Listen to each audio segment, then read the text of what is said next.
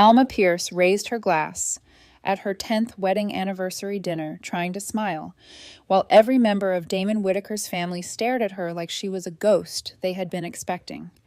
The crystal chandelier glittered above the long dining table. Her mother-in-law, Evelyn, looked away. Damon's father tightened his jaw.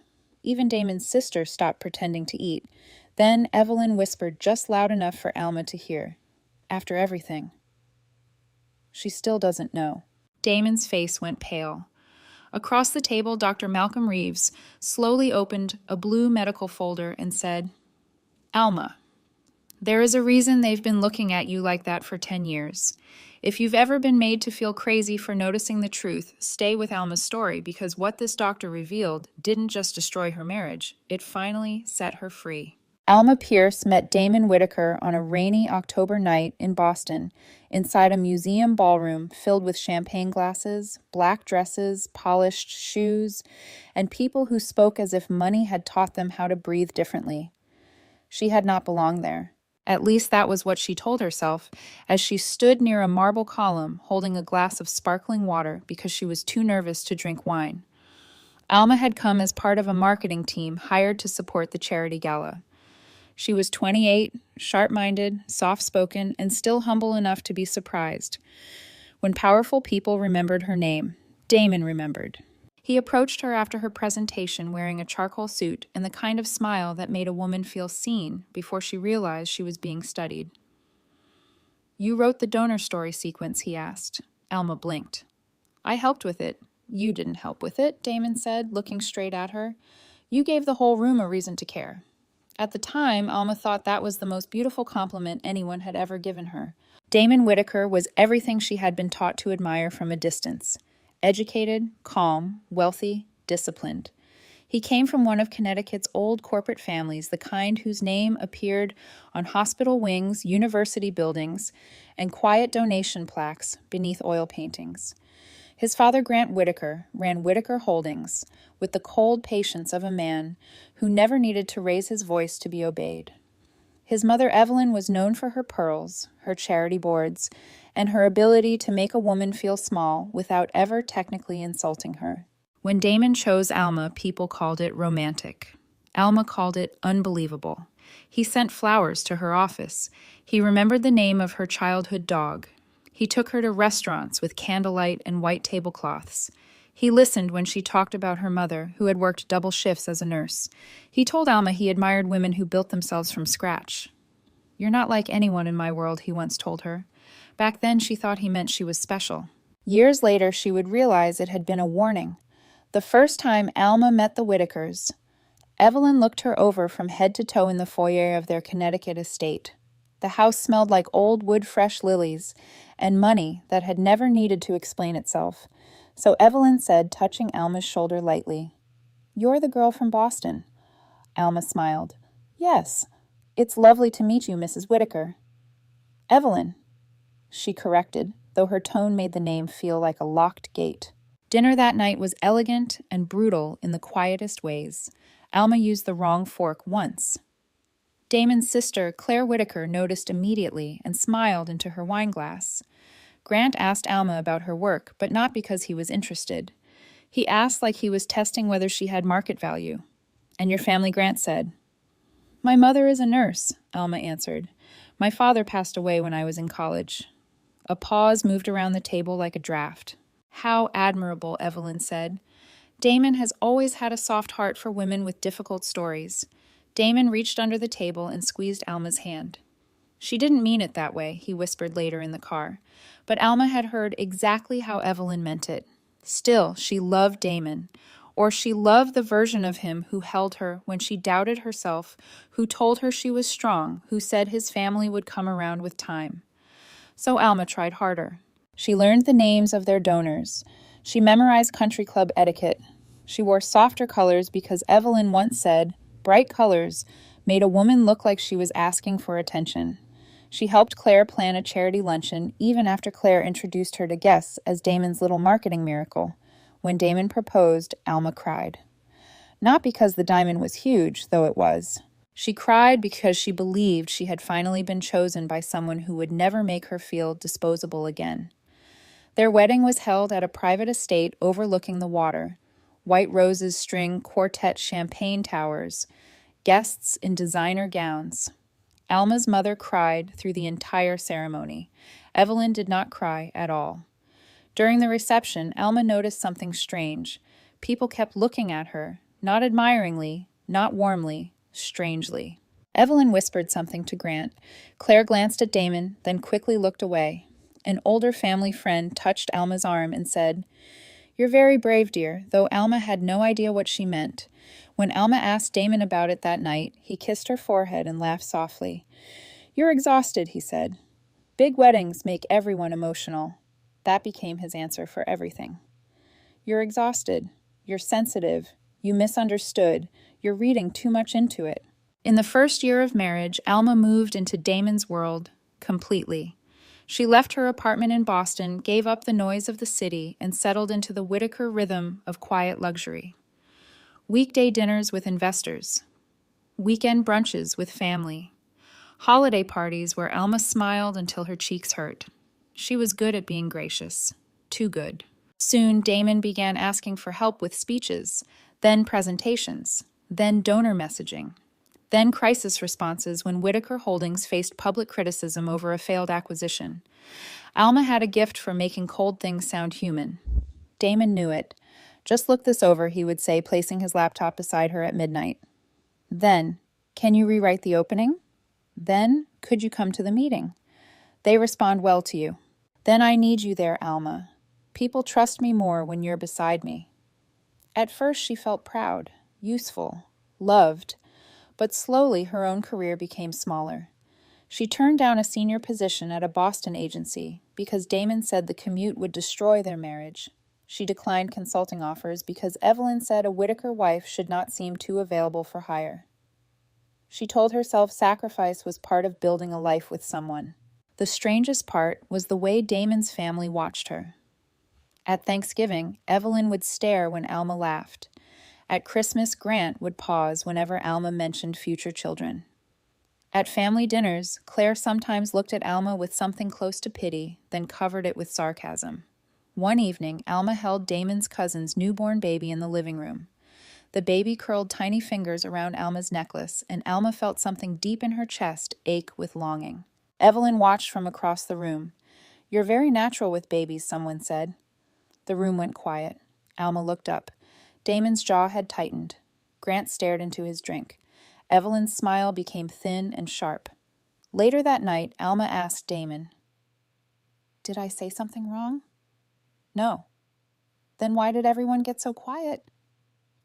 Damon sighed as if she had disappointed him. "Alma, not everything is about you," she apologized. That was how he trained her. Not with shouting, not with obvious cruelty.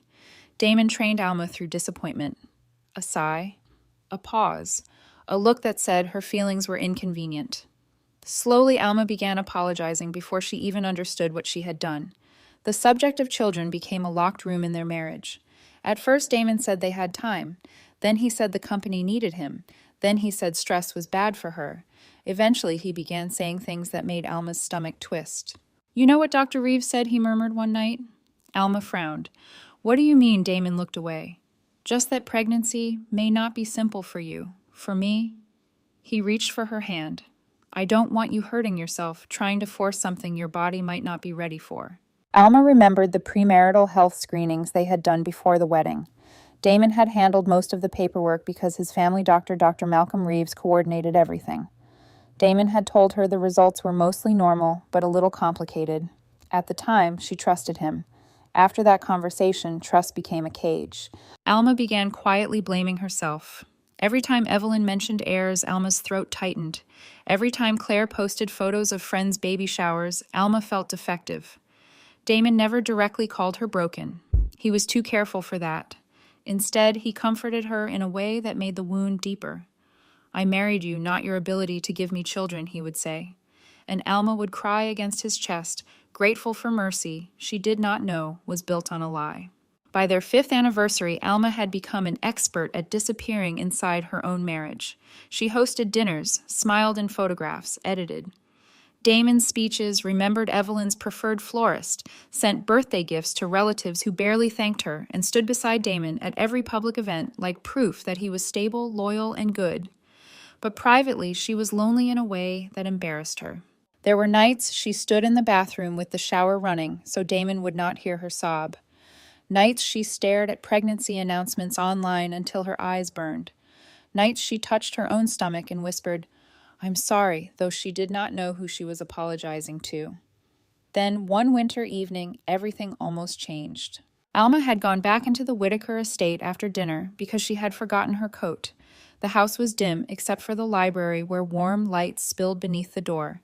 She heard Evelyn's voice. "She can never know what Dr. Reeves found." Alma stopped. Damon answered low and tense. "Keep your voice down. Grant said if Alma finds out, this family loses everything." Alma's heart began beating so violently she could barely breathe. She stepped backward, knocking lightly into a side table. Inside the library, the voices stopped. A moment later, Damon opened the door. His face changed when he saw her. For 1 second, she saw panic. Then he smiled. "Alma," he said softly. "How long have you been standing there?" She looked past him at Evelyn and Grant. "What can't I know?" Damon stepped into the hall and closed the library door behind him. "You're shaking," he said. "What can't I know, Damon?" He placed both hands on her shoulders. "Listen to me. My mother was talking about Grant's health scare. That's all. She said Dr. Reeves. Yes, Dad's doctor. She said if I find out the family loses everything." Damon's expression hardened just enough to frighten her. "This is exactly what I mean when I say you spiral. You hear pieces of adult conversations and you build tragedies around them.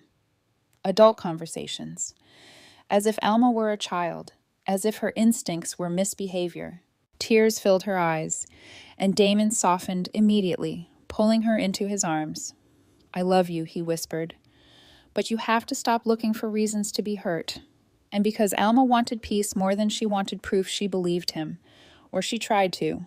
For the next 5 years, the memory stayed buried under dinners, anniversaries, charity galas, and carefully posed photographs. But it never disappeared.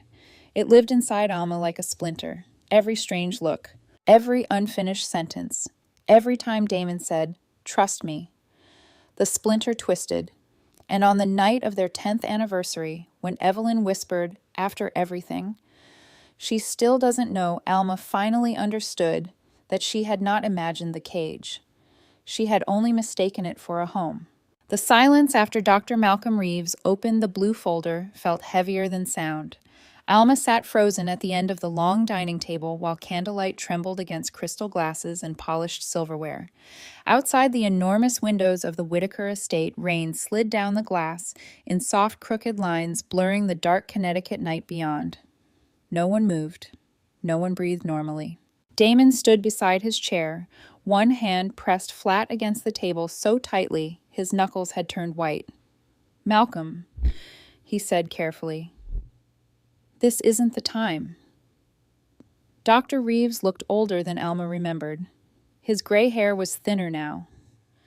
His shoulders bent under the weight of something deeper than age. "It should have been done 10 years ago," the doctor replied quietly. Evelyn set down her wine glass with a sharp click.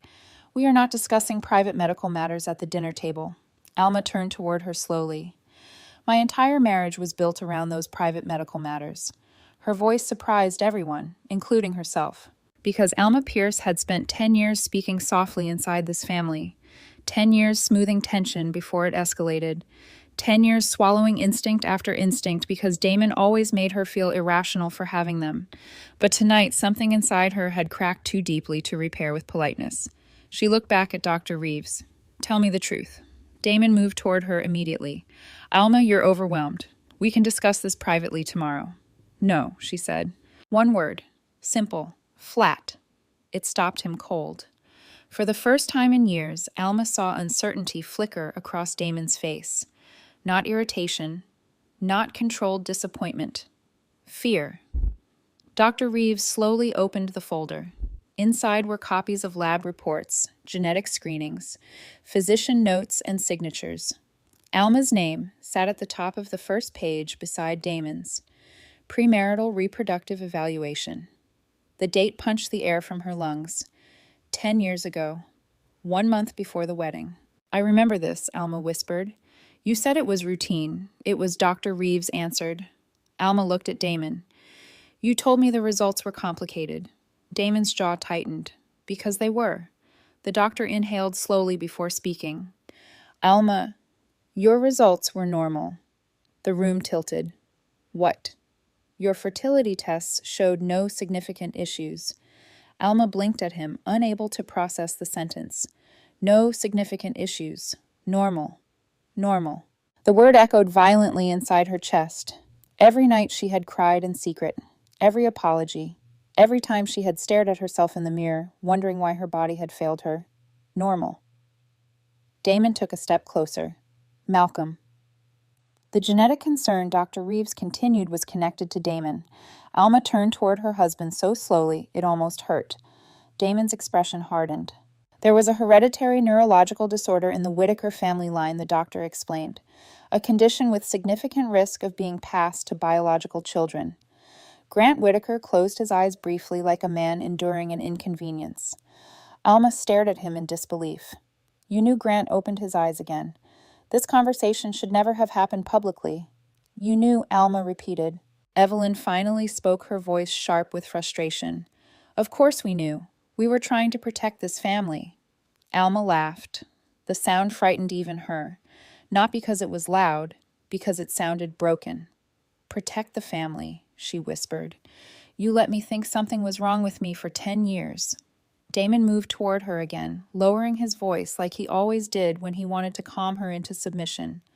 Alma, listen to me carefully. No, she snapped. You listen to me. Everyone went still. Damon had likely never heard her speak to him like that. Neither had she. You held me while I cried. Alma said, her voice shaking now. You told me none of this was my fault while secretly making sure I believed it was. That's not what happened. Then what happened, Damon? His silence answered first. Then, Dr. Reeves did. Damon requested that the details of the screening remain confidential. Alma looked at the doctor sharply. Confidential from me. The doctor's shame was visible now. Yes. The room seemed to collapse inward. Alma pressed trembling fingers against the edge of the table to steady herself. You told him, she whispered. You told him my own medical results and let him decide what I was allowed to know. It was a different arrangement, Dr. Reeves said weakly. The Whitakers handled medical matters privately.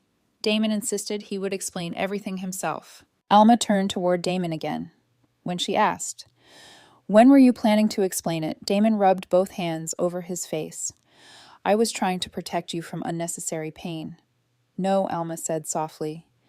You were protecting yourself. Her voice no longer carried anger. That was worse. It carried clarity. A terrible, devastating clarity. Memories began rearranging themselves violently inside her mind. Every conversation about children. Every time Damon changed the subject. Every moment Evelyn looked at her with pity. Every careful sentence. Every strange silence. All of it suddenly made horrifying sense. Alma remembered lying awake beside Damon after her 34th birthday, staring at the ceiling while tears slipped silently into her hair. I'm sorry, she had whispered into the darkness. For what Damon asked sleepily. For not giving you a family.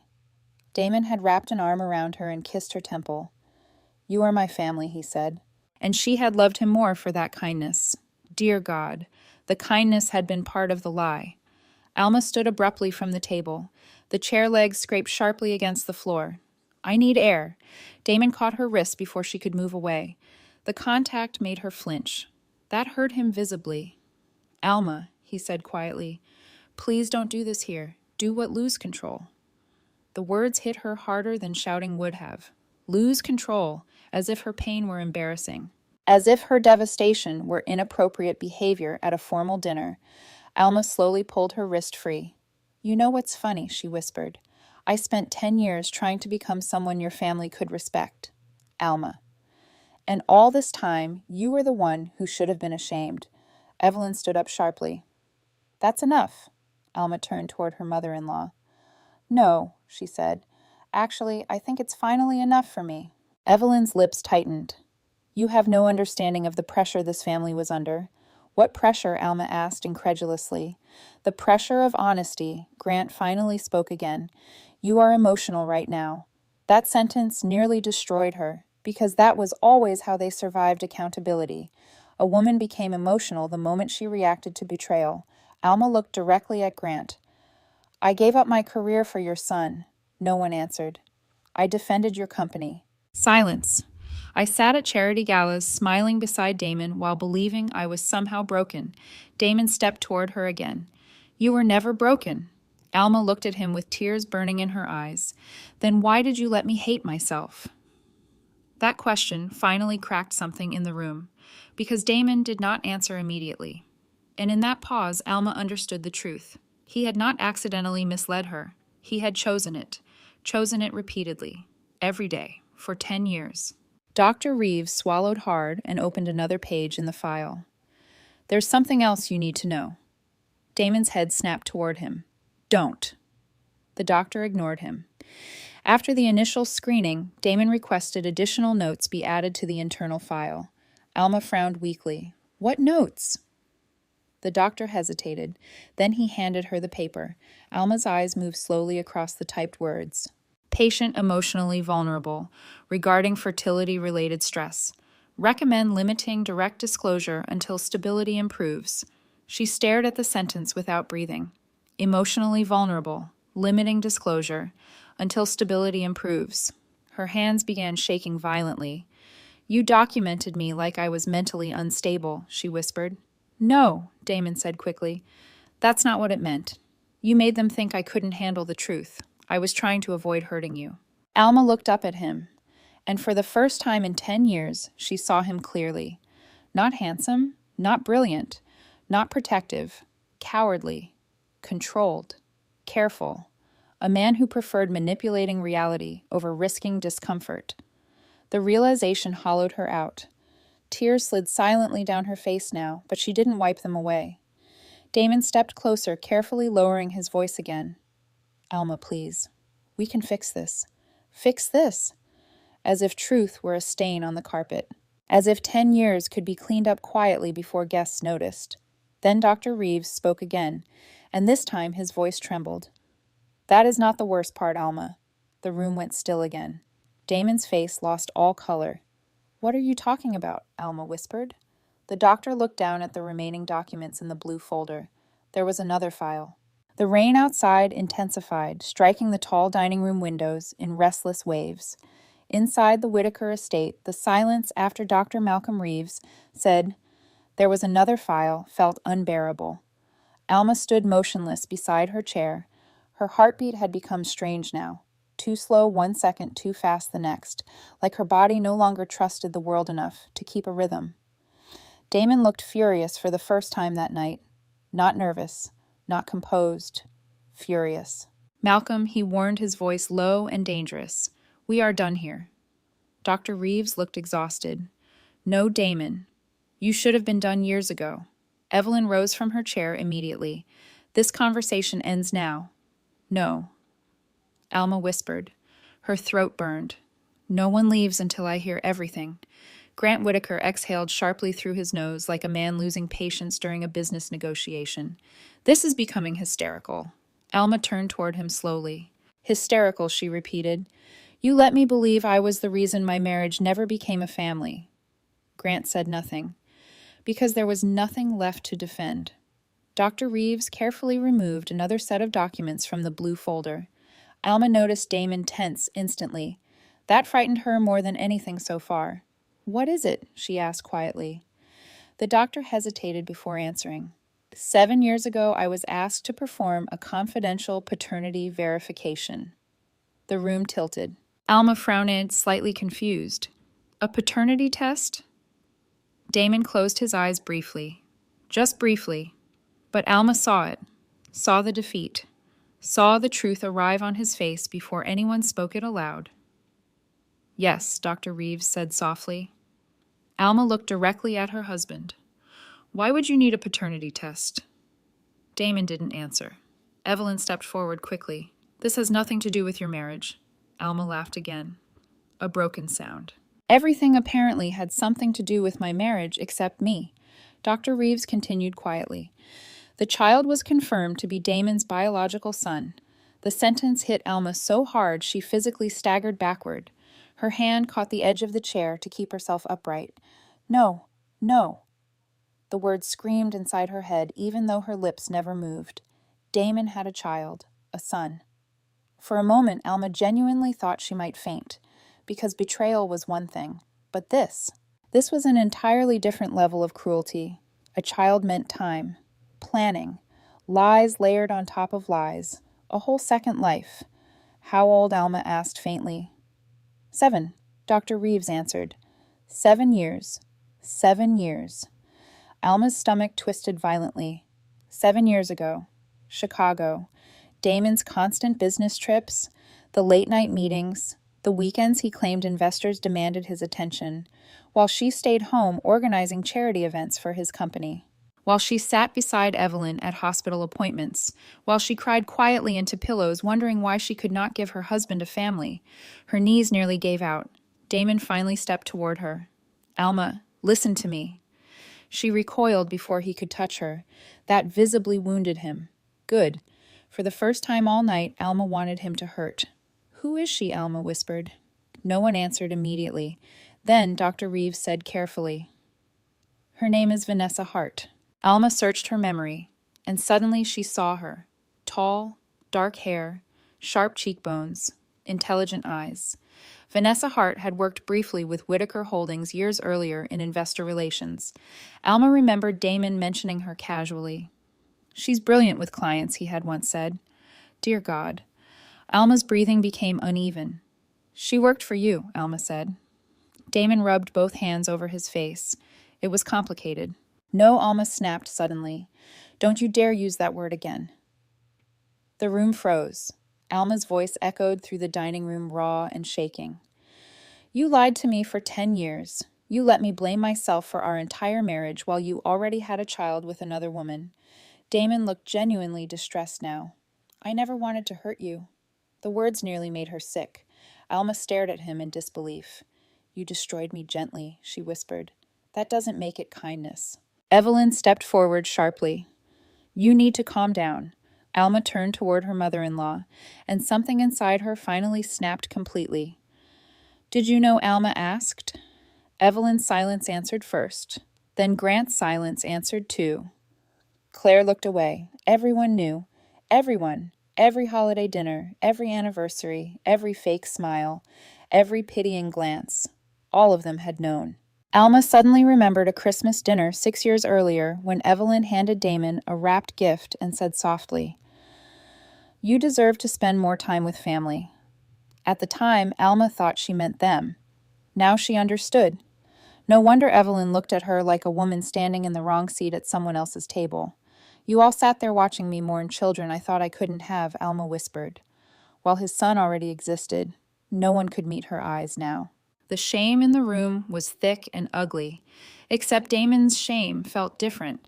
Not shame for betraying her, shame for being exposed. Alma saw that clearly now, and that realization hurt worst of all. Damon took another careful step toward her. "I was going to tell you eventually." Alma actually smiled, not warmly, not kindly, a smile born from devastation, when she asked. At Noah's college graduation, Damon flinched. So the child's name was Noah. Her chest tightened painfully. A little boy existed in this nightmare, a little boy who had done nothing wrong. Alma closed her eyes briefly. She hated Damon, but somehow that hatred did not reach the child, and that almost broke her more. The grandfather clock in the hallway ticked loudly into the silence. Then suddenly the front door opened.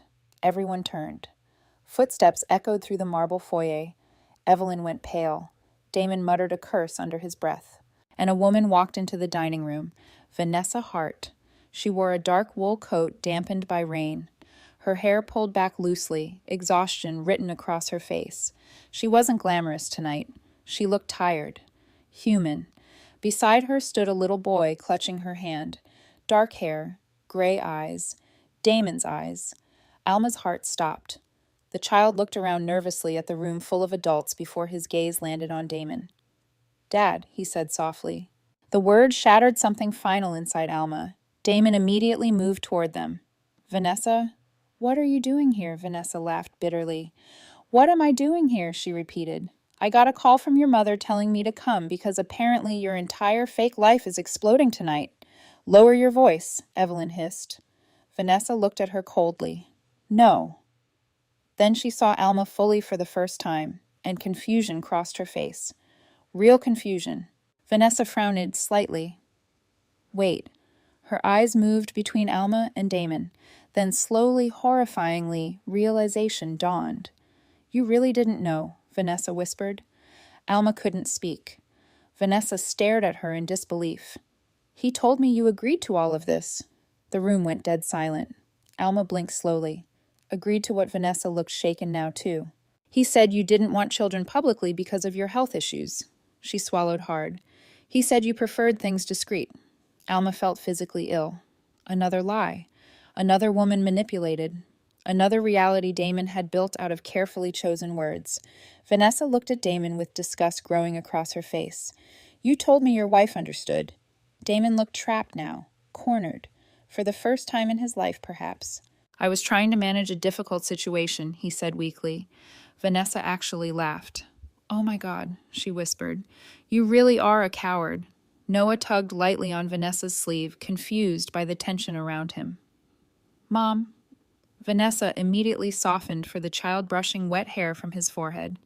It's okay, baby. But nothing was okay. Alma stared at the little boy. 7 years old. Damon's son. A living reminder that while Alma spent years grieving the motherhood she thought her body had denied her, Damon had already become a father somewhere else, and every single person in this house had helped protect the lie. Alma looked at Damon one last time, not at the handsome executive, not at the husband she loved, at the stranger. You let me apologize to you, she whispered. For years. Damon's eyes filled suddenly. Alma, you let me believe my body ruined our future while you were building another family behind my back. The tears finally came hard, now hot against her skin.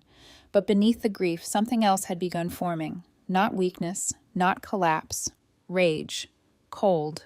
Precise. Terrifying rage. Vanessa looked at Alma carefully now, as if reassessing everything she thought she knew. Then softly, almost horrified, she asked, They really never told you? No one moved after Vanessa asked, They really never told you? The rain battered the windows harder now, as if the storm outside had finally reached the inside of the Whitaker house. Alma stood at the center of the dining room feeling stripped open, not just betrayed, displayed. Every memory of the last 10 years suddenly looked different beneath the fluorescent cruelty of truth. Every anniversary gift, every soft apology from Damon, every sympathetic look from Evelyn. All of it had been built around a lie Alma had never been allowed to question. Vanessa slowly looked around the room at the Whitakers. Then her face hardened. Oh my God, she whispered. You all knew. Claire folded her arms defensively. It's more complicated than that. Vanessa snapped toward her immediately. No, it isn't. Noah shifted nervously beside his mother, confused by the tension. Damon lowered his voice. Vanessa, this is not the place. Vanessa laughed sharply. You don't get to decide that anymore. Alma barely heard them. Her mind had begun replaying old moments with horrifying new meaning. The charity gala where Evelyn introduced Alma as our family's grace under pressure. The Christmas when Damon disappeared for 2 days claiming an investor emergency. The business conference where Alma found a tiny dinosaur toy in Damon's suitcase and he casually claimed it belonged to a coworker's kid. Dear God. It had been Noah's. The realization made her stomach twist violently. Damon noticed her expression immediately. Alma. Don't, she whispered. Her voice sounded thin now, exhausted. Don't say my name like you still deserve to. That finally wounded him visibly. Good. For years, Alma had been the only one bleeding in this marriage. Damon stepped closer anyway, desperation creeping into his voice for the first time. I know this looks terrible. Alma stared at him in disbelief. Looks terrible. A bitter laugh escaped her. You had a child with another woman while convincing me I might never become a mother, she said quietly. There are no optics bad enough for that sentence. Grant suddenly stood up from the table. That's enough emotional dramatics. Alma turned toward him slowly, and something cold settled inside her. Not grief anymore, understanding. Grant Whitaker genuinely believed emotions were inconveniences, weaknesses, things to suppress before they damaged power. That was the disease inside this family, not Damon's genetic disorder, control. Evelyn crossed the room quickly toward Noah, crouching slightly beside him with forced warmth. "Sweetheart, why don't we go into the sitting room for a few minutes?" The little boy looked uncertainly at Damon. "Dad." Damon forced a smile. "Go with Grandma Buddy, Grandma." The words sliced through Alma. Noah already belonged here. He knew the house, knew Evelyn, knew where he fit inside the Whitaker family. And Alma suddenly realized she had never truly belonged at all. She had only occupied the space of a wife, a placeholder, a polished public image. Vanessa gently guided Noah toward the doorway, but before leaving, she stopped and looked back at Alma. There was guilt in her eyes now, and something else. Recognition, woman to woman. "I swear to you," Vanessa said softly. "I thought you knew." Alma nodded faintly, not because she forgave her, because she believed her. Vanessa disappeared down the hallway with Noah and Evelyn following closely behind. The second they were gone, the room changed. The softness disappeared. Now only the adults remained. And adults in the Whitaker world did not survive through honesty. They survived through damage control. Grant turned toward Damon first. "You should have handled this years ago." Alma stared at him. Not, "Are you okay?" Not, "I'm sorry." Handled this. As if Alma were a corporate liability. Damon dragged both hands through his hair. "I was trying to." Claire scoffed quietly. "Clearly." Alma looked at all of them standing there beneath the golden chandelier. Beautiful people, expensively dressed, emotionally rotten. And suddenly, horrifyingly, she understood why they had always stared at her strangely. Not because she embarrassed them, because she was the only person at the table who had believed love mattered more than strategy. Damon moved toward her carefully again. "Alma, please sit down." "No." "You're overwhelmed." That sentence, that same sentence. Again, always, overwhelmed, emotional, sensitive, difficult, never deceived, never betrayed, never manipulated. Alma looked directly into his eyes. "You know what's terrifying," she whispered. Damon swallowed hard. "I think you actually convinced yourself this was kindness." For the first time all night, Damon looked uncertain. Not about losing her, about himself. "I was trying to protect everyone," he said quietly. Alma shook her head slowly. "No. You were protecting the version of yourself you wanted the world to believe in." The sentence landed heavily, because it was true. Damon Whitaker did not love honesty. He loved admiration, and Alma had helped him earn it. Her chest tightened painfully as memory after memory resurfaced. The speeches she rewrote for him, the interviews she coached him through, the charity foundations she helped brand, the investor dinners where she softened his image, the articles calling them one of corporate America's most admired couples. Alma had built part of Damon's reputation with her own hands, and he knew it. "You used me," she whispered. Damon's face tightened immediately. "That's not fair." Fair Alma laughed softly. "You let me think my body failed our marriage while secretly building another family." "That wasn't what this was." "Then tell me what it was." Damon hesitated. And in that hesitation, Alma saw the truth before he spoke it. "You made people trust me," he admitted quietly. The room went still. There it was, finally, raw, ugly, real. Alma stared at him as her heart shattered all over again. "You were warm," Damon continued weakly. "People responded to you. Investors trusted us more when they saw us together. Us, not love, not marriage, branding." Claire looked away uncomfortably. Even Grant remained silent. Because no one could deny it anymore.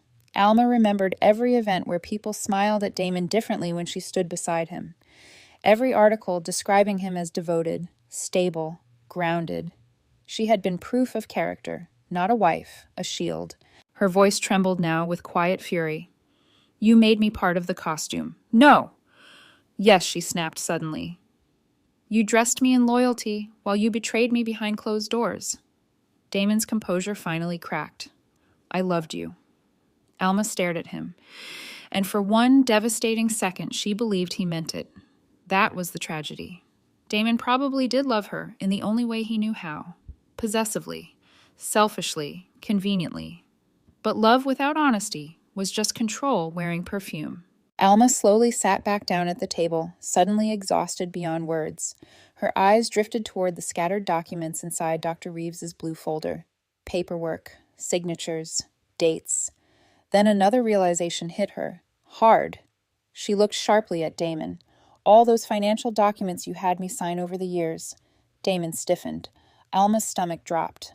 The charity reallocations, the consulting reimbursements, the wellness accounts. Dear God, you use my name, she whispered. No. But he answered too quickly, which meant yes. Alma stood again immediately. What did you use my signature for? It wasn't illegal. Not illegal. Not no. Rachel Monroe's voice echoed suddenly inside Alma's memory from years ago. Always read everything wealthy men ask you to sign. At the time, Alma laughed. Now she felt ice spreading through her veins. How much of your second life was hidden behind my name? She asked quietly. Damon looked trapped. Grant stepped in immediately. This discussion ends now. Alma turned toward him. No, she said softly. I think it's finally beginning. She walked toward the sideboard near the dining room wall and grabbed her purse with shaking hands. Damon followed quickly. Where are you going? Alma looked at him for a long moment, at the man she had loved enough to disappear for. Then she slowly slid her wedding ring off her finger. Damon's face lost color instantly. Alma. The diamond caught the chandelier light one final time before Alma placed it carefully on the dining table between them. A quiet sound. Small. Final. Then she looked directly at Damon Whitaker and said the sentence that changed the entire room. Then you should have chosen a woman too stupid to keep records. The rain hit Alma's windshield so hard she could barely see the road, but she kept driving.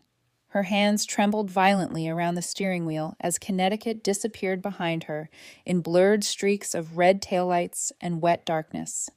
Damon had followed her outside when she left the estate, calling her name across the stone driveway, like a man chasing something already gone. Alma, wait. She hadn't turned around. For 10 years, she had turned around, every time Damon called her back. Tonight, she kept walking. Her chest hurt so badly it felt physical now, like grief had crawled beneath her ribs and wrapped both hands around her lungs. She drove toward Boston because instinct told her there was only one person in the world who would know what to do next. Rachel Monroe. By the time Alma reached Rachel's apartment building, it was nearly 1 a.m. The city shimmered beneath rain and neon lights, cold and sleepless.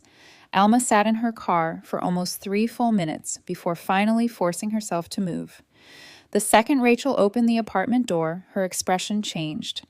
Rachel Monroe had been Alma's closest friend since college.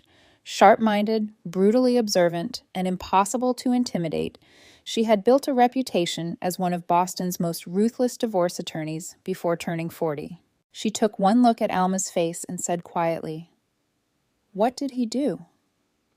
That question broke the last thing holding Alma together. Not because it accused Damon, because it believed her immediately. Alma stepped inside the apartment and burst into tears so violently she could barely breathe.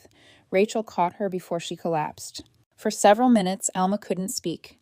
She cried into Rachel's shoulder while years of humiliation, confusion, and self-blame poured out of her like floodwater finally breaking through a dam.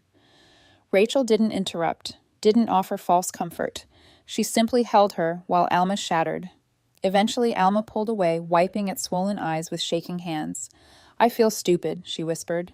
Rachel's expression hardened instantly. "No," she said. "You were manipulated. There's a difference." That sentence hit Alma almost as hard as the betrayal itself. Manipulated, not weak, not naive, manipulated. Rachel guided her toward the kitchen island and handed her a glass of water. "Start from the beginning," she said calmly. So Alma did. The dinner, the medical records, the fertility lie, Noah, Vanessa, the hidden child, the pitying looks from Damon's family. Every word felt unreal leaving her mouth. Rachel listened without speaking, but Alma noticed something changing in her face as the story unfolded. Not shock, calculation, legal calculation. When Alma finally finished, silence settled heavily between them. Then Rachel asked one question. "Do you have proof?" Alma stared at her, and slowly something cold began awakening beneath the wreckage of her heartbreak. Because yes, she did. Without a word, Alma reached into her purse and pulled out a small silver USB drive. Rachel's eyebrows lifted slightly. "You kept records?" Alma nodded weakly. "I didn't know what I was looking for," she admitted. After years of feeling like something was wrong, I started saving things." Rachel sat forward immediately. "What kind of things?" "Emails, expense reports, copies of contracts Damon asked me to sign, travel schedules, transfers between accounts." Alma swallowed hard. "Sometimes I thought I was being paranoid."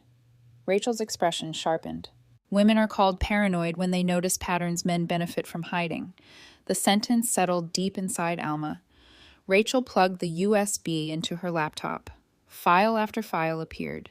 Spreadsheets, email chains, scanned signatures, calendar screenshots, expense reimbursements.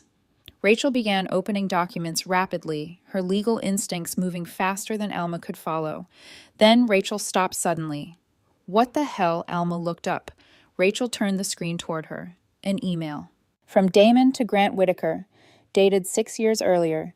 Subject line, public stability concerns. Alma's stomach dropped as Rachel read aloud. "As long as Alma believes she's the problem, she'll never leave." The room went silent. Alma stared at the sentence without breathing. She felt herself splitting open all over again, because there it was, not implied, not manipulated into softer language, written plainly, deliberately. Damon knew exactly what he was doing. Tears filled Alma's eyes again. But this time they felt different, hotter, sharper. Rachel looked furious now. "This alone is catastrophic." Alma laughed weakly through tears. "You sound impressed." "I sound horrified," Rachel corrected. "This is emotional coercion." Alma lowered herself slowly into a chair. The apartment suddenly felt too warm, too small. Every memory inside her marriage was changing shape faster than she could process. The nights Damon comforted her. The way he held her after conversations about children, the sympathy in his eyes.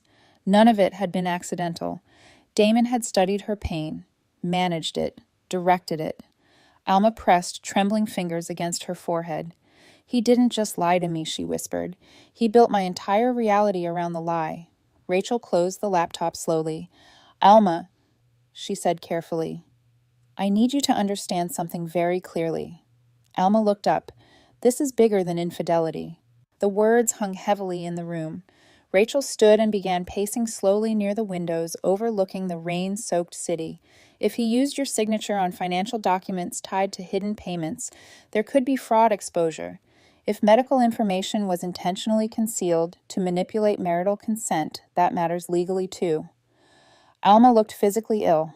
"I signed so many things." Rachel nodded grimly. "Because you trusted your husband."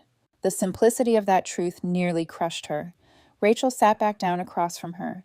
"Did Damon ever pressure you to sign documents quickly?" All the time, Alma whispered. He'd say things like, "It's just routine," or "I already reviewed it." Rachel's jaw tightened. Classic. Alma suddenly remembered dozens of moments she had ignored. Documents slid across marble countertops, late-night signatures before investor meetings. Damon kissing her forehead while saying, "I trust you completely." Dear God. How much of her life had been theater? Rachel reopened the laptop and continued reviewing files. Then another email appeared. This one sent from Damon to the Whitaker family attorney. Rachel read silently at first. Then her face changed completely. Rachel turned the screen slowly. Alma read the message. "Prepare post-nuptial confidentiality protections in case Alma becomes emotionally reactive regarding family matters." Emotionally reactive. Again. Always the same language. Like Damon needed everyone around him to see Alma as unstable before she even knew the truth. Alma felt something inside her finally harden. Not numbness, clarity. Cold, terrible clarity. "He planned for this," she whispered. Rachel nodded.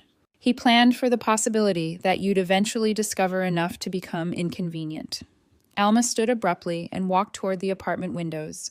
Boston glittered below her through rain and darkness. For 10 years, she had tried so desperately to become acceptable to the Whitaker family that she had almost disappeared completely. And Damon knew it.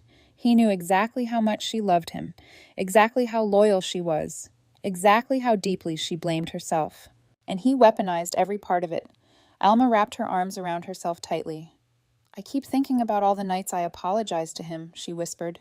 Rachel's voice softened slightly behind her. "That's what emotional manipulation does. It makes the victim carry the shame of the crime." Alma closed her eyes. Victim. She hated the word, but maybe hating it was part of why she stayed silent so long. Because smart women weren't supposed to become victims. Strong women weren't supposed to miss the signs. Except Damon had never treated her like an enemy. He treated her like an asset, carefully, strategically, with enough affection to keep her doubting her instincts. Alma turned back toward Rachel slowly. "What happens now?" Rachel looked directly at her. "That depends on what." Rachel closed the laptop. "Whether you want survival," she said quietly, "or justice." The question settled into the room like smoke. For a long moment, Alma said nothing. Then she looked down at the blue folder she had taken from the Whitaker house before leaving. The folder containing 10 years of lies, 10 years of humiliation, 10 years of carefully engineered self-doubt. Slowly, Alma lifted her eyes, and for the first time since the dinner began, her voice no longer sounded broken. "I don't want revenge because I'm bitter," she said softly. Rachel watched her carefully. Alma's eyes filled with tears again, but now there was steel beneath them. "I want justice," she whispered, "because I was erased." Rachel held her gaze for several seconds. Then she nodded once. And when she spoke again, her voice carried the calm precision of a woman preparing for war. "Good," she said quietly, "because this email alone could destroy him." 3 weeks after leaving the Whitaker estate, Alma Pierce stood barefoot in the middle of her new apartment and realized silence could sound like freedom. The apartment overlooked the Charles River from the 20th floor of a luxury high-rise in Boston. It wasn't enormous like the Whitaker estate. There were no marble staircases, no antique oil paintings, no dining room large enough to host senators and investors. But everything inside it belonged to her. The coffee mugs. The books stacked unevenly beside the couch. The pale gray blanket draped over the armchair. Even the silence belonged to her now. And somehow that felt more luxurious than anything Damon Whitaker had ever bought. Alma wrapped both hands around a cup of coffee and stared out the window as early morning rain blurred the city skyline below. For the first time in 10 years, no one expected her to perform. No forced dinners, no carefully curated smiles, no pretending. The relief should have felt peaceful. Instead, it felt terrifying. Because once the noise disappeared, grief became louder. Some mornings, Alma still woke up instinctively reaching for Damon before remembering the truth. Those moments hurt worst.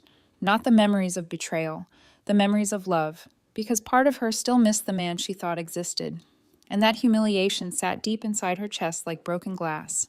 Rachel Monroe insisted healing did not require Alma to stop loving him immediately. "You were emotionally conditioned," Rachel said one evening while reviewing legal files at Alma's kitchen island. "People think manipulation looks obvious. Most of the time, it looks like devotion." Alma looked down quietly. Damon had been devoted, in his own way. That was what made him dangerous. Her phone buzzed again across the countertop. Damon. 17th call that week. Alma stared at the screen until it stopped ringing. Then another notification appeared. "I'm worried about you." A second message followed immediately. "Please stop listening to Rachel. She's escalating this." Then another. "We can still fix this privately." Alma laughed softly under her breath. Privately. That word had become poison. Private was where Damon buried truth. Private was where he convinced Alma her instincts were irrational. Private was where he built an entire second family while calling himself a husband. Rachel noticed Alma's expression. What did he say now? Alma slid the phone across the counter. Rachel read the messages and rolled her eyes. Classic containment language. Containment. He's trying to regain narrative control. Alma leaned back against the marble countertop wearily. "You make my marriage sound like corporate litigation." Rachel's expression softened slightly. That's because Damon treated it like one. The sentence settled heavily between them, and deep down, Alma knew it was true. Over the past few weeks, pieces of her life kept rearranging themselves into uglier truths. The way Damon controlled conversations, the way he corrected her gently in public, the way he always framed her emotional reactions as instability instead of responses. Even now, his messages carried the same pattern, concern disguised as control. Alma picked up her coffee again. I don't think he understands I'm actually leaving. Rachel closed the folder in front of her. Men like Damon don't believe consequences are real until someone enforces them. Alma stared toward the rain-soaked skyline again. For years, she had believed survival meant endurance. Now she was learning survival sometimes meant becoming unrecognizable to the people who benefited from your silence. Rachel suddenly slid another file toward her. You should look at this. Alma frowned. What is it? Whitaker Holdings' annual gala invitation. Alma's stomach tightened instantly. Every year, Whitaker Holdings hosted a massive Manhattan fundraising gala, attended by investors, politicians, media executives, and social elites. Alma had spent nearly a decade helping organize seating charts, speeches, press statements, and visual branding for the event. She used to know the floral designer by first name. The realization made her feel sick. Rachel tapped the invitation lightly. This year matters more than usual. Why? Because Damon's trying to survive the scandal before it fully becomes public. Alma opened the invitation slowly. Gold lettering, elegant cardstock. Whitaker Holdings Annual Leadership and Legacy Gala. Legacy. The word almost made her laugh. Rachel continued, We've been monitoring internal communications. Damon plans to make a public appearance with Vanessa and Noah. Alma's chest tightened unexpectedly. Not from jealousy, from clarity. He's repositioning, she whispered. Rachel nodded approvingly. Exactly. Alma understood corporate image strategy better than most people, and suddenly she saw Damon's next move perfectly. The remorseful family man, the complicated but loving father, the executive overcoming private hardship with dignity. He would frame the scandal as emotional complexity rather than calculated deception. And if Alma reacted publicly, she would become the unstable ex-wife. God, he really thought she still played by his rules. Rachel opened another email chain. He's also trying to get you to sign a non-disclosure agreement quietly before divorce proceedings escalate. Alma stared at the screen. A draft legal proposal sat attached beneath Damon's attorney's notes. Confidential marital resolution. The language made her physically ill. Mutual privacy protections. Reputational preservation. Public discretion. There was even a financial offer attached. A massive one. Enough money to disappear comfortably. Enough money to buy silence. Rachel watched Alma carefully. How angry are you right now? Alma looked down at the offer, then softly said, Not angry enough to make mistakes. Rachel smiled slightly for the first time in days. Good, because that answer meant Alma was changing. The old Alma would have collapsed beneath heartbreak. This version was learning restraint. Precision, strategy. Her phone buzzed again. This time it was an unknown number. Alma hesitated before answering. Hello, silence. Then a woman's voice. It's Vanessa. Alma stiffened immediately. Rachel looked up sharply from across the kitchen. Vanessa sounded exhausted. I know I'm probably the last person you want calling. Alma walked slowly toward the windows. What do you want? A long pause. Then Vanessa said quietly, You need to understand something before the gala. Alma's stomach tightened. What Damon's preparing a narrative? Of course he was. Vanessa exhaled shakily. He's telling people the marriage broke down because you struggled emotionally after fertility complications. Alma closed her eyes. There it was again. Always the same weapon, her emotions, her supposed instability. Vanessa continued softly. He's making it sound like he stayed out of loyalty while things became difficult at home. Rachel mouthed silently from across the room speaker. Alma placed the phone on speaker immediately. Vanessa's voice filled the apartment. He says he tried to protect your dignity. Rachel's expression turned murderous. Alma laughed softly, not because it was funny, because Damon's cruelty had become so predictable it almost lost creativity. Vanessa hesitated before speaking again. I thought you should know before the gala. Alma stared at the city lights below her, then quietly asked, "Why are you helping me silence?" Finally, Vanessa answered honestly, "Because I realized he lies differently to every woman." That sentence lingered heavily in the room. Alma suddenly understood something important. Damon didn't simply manipulate individuals, he customized reality for them. Vanessa believed Alma knowingly accepted the affair. Alma believed she was infertile. Investors believed Damon was loyal. His family believed protecting legacy justified cruelty. Everyone received a version designed to keep Damon safe. Rachel leaned forward slightly. "Vanessa," she said calmly, "is Damon planning any announcements at the gala?"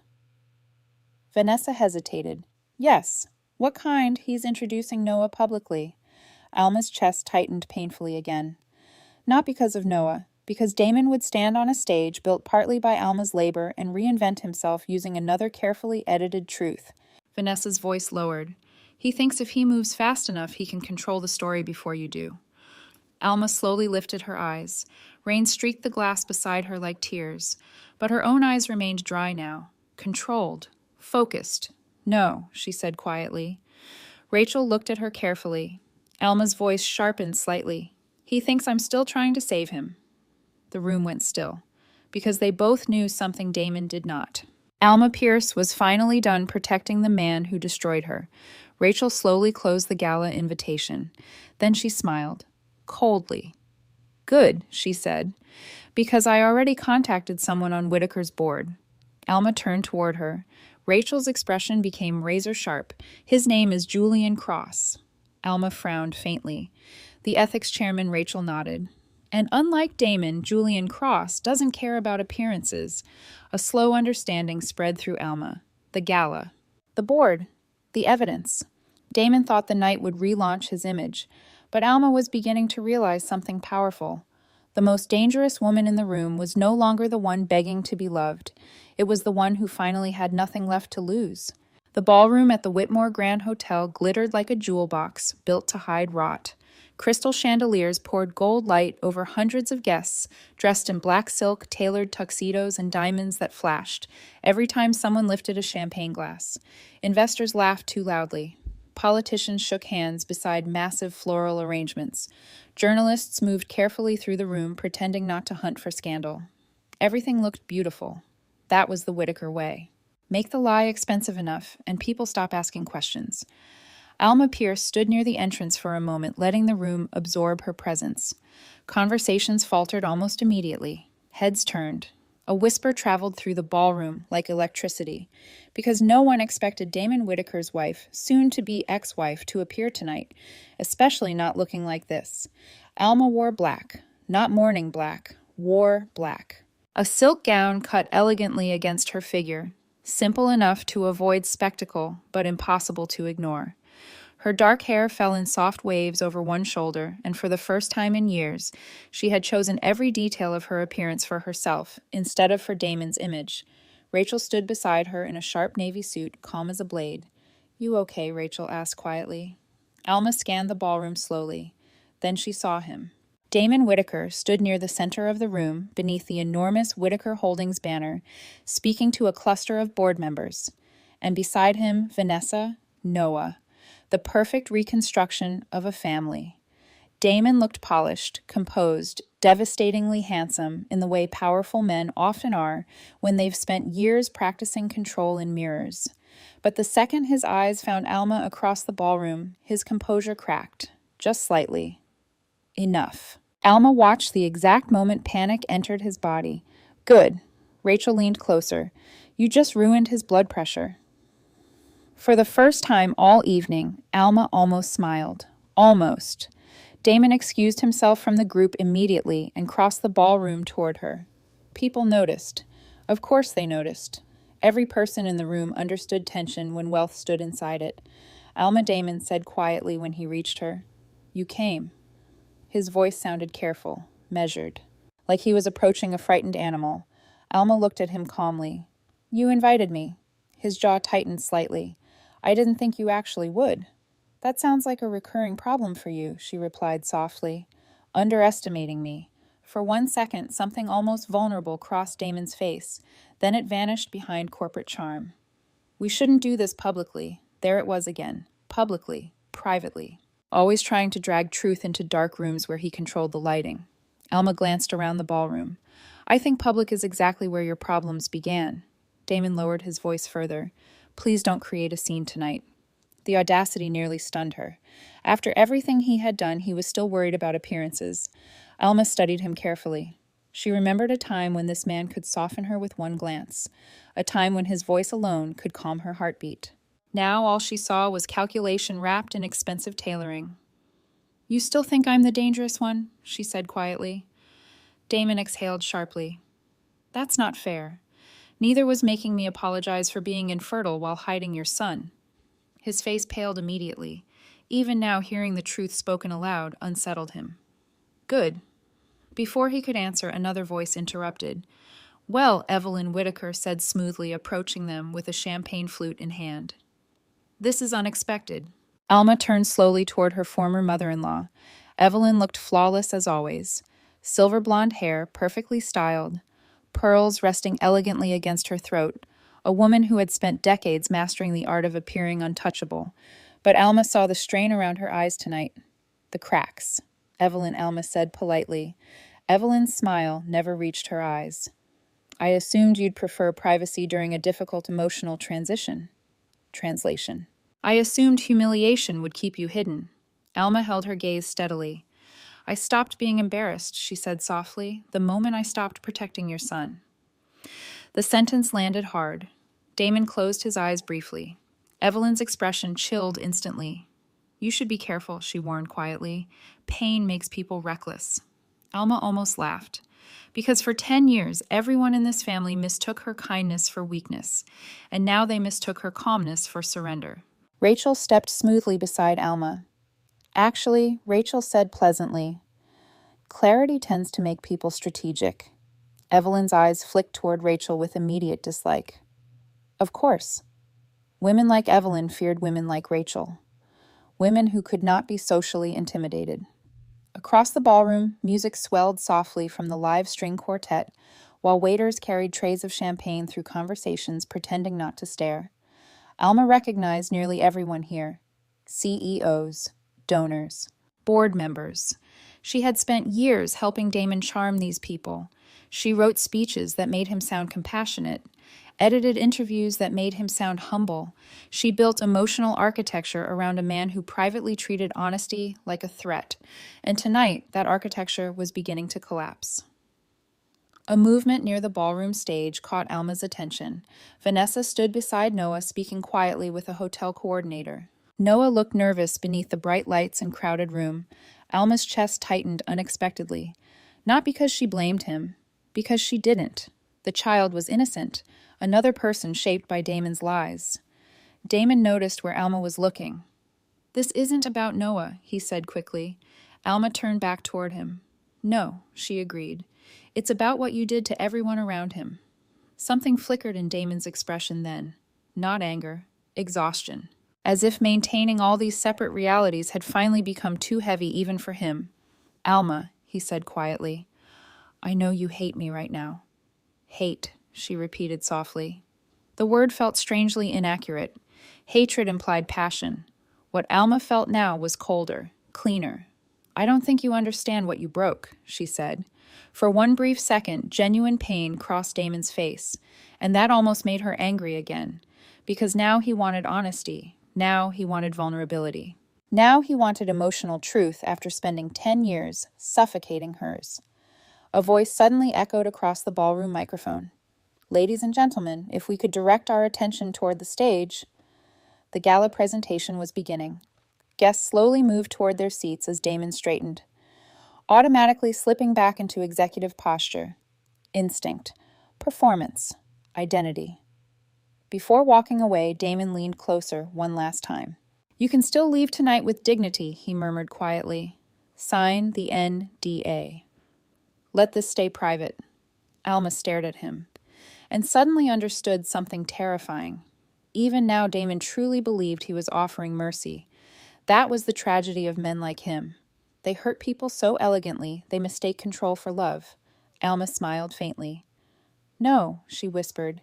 You just finally ran out of women willing to carry your secrets. Then she turned and walked toward her seat beside Rachel. The ballroom lights dimmed slightly as the presentation began. On stage, a massive digital screen displayed the Whitaker Holdings logo beside the words, Legacy, Integrity, Family. The irony nearly made Alma choke. Damon stepped onto the stage beneath applause. Perfect posture, perfect smile, perfect liar. Good evening, he began smoothly. The crowd quieted immediately. Alma watched him carefully while Rachel sat beside her completely calm. Damon spoke beautifully, of course. He always did, especially when Alma used to write half his speeches. He talked about resilience, trust, responsibility, the future. And then Alma realized something devastating. For years, she had helped Damon sound like the man she desperately wanted him to become, not the man he actually was. As many of you know, Damon continued gracefully. This year has brought personal challenges for my family. There it was. The rebranding. The narrative shift. The wounded but honorable man, enduring hardship with dignity. Several guests nodded sympathetically. Alma felt physically ill. Then Damon smiled toward Vanessa and Noah, seated near the front. And tonight, he said warmly, I want to acknowledge the importance of truth. Family, and moving forward honestly, Rachel glanced casually toward the ballroom entrance. Alma followed her gaze. Julian Cross had arrived, tall, silver-haired, cold-eyed. Chairman of Whitaker Holdings Ethics Committee, one of the few men in corporate America Damon could not charm. Julian walked directly toward a hotel staff member carrying a sealed folder Rachel had arranged to be delivered 15 minutes earlier. Inside it sat everything: the emails, the financial transfers, the medical concealment, the manipulation, the lies.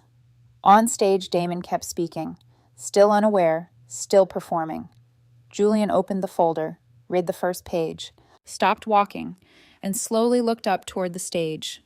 Alma felt her pulse steady for the first time all night, because the balance of power had just shifted.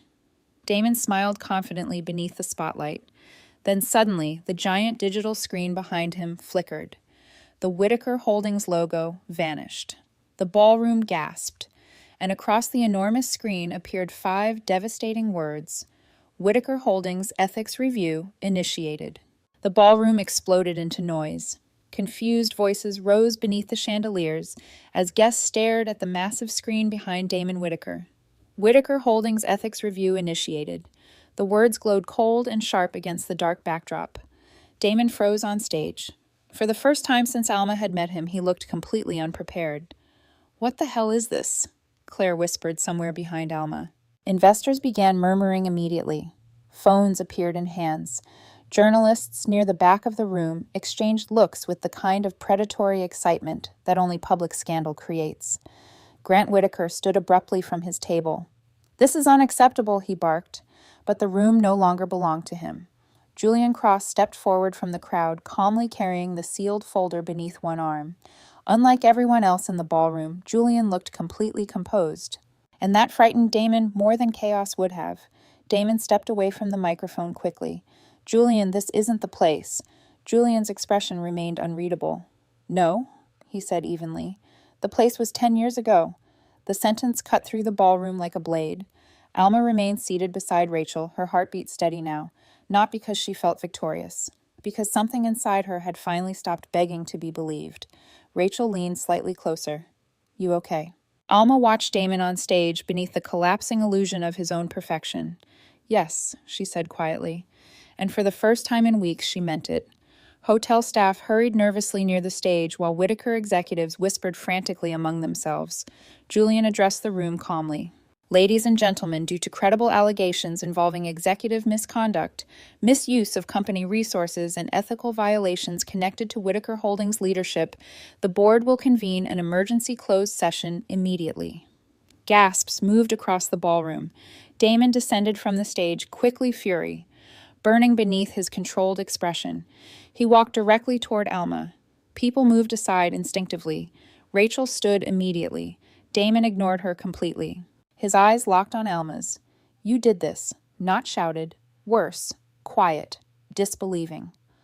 Alma stood slowly. "No," she replied calmly. "You did."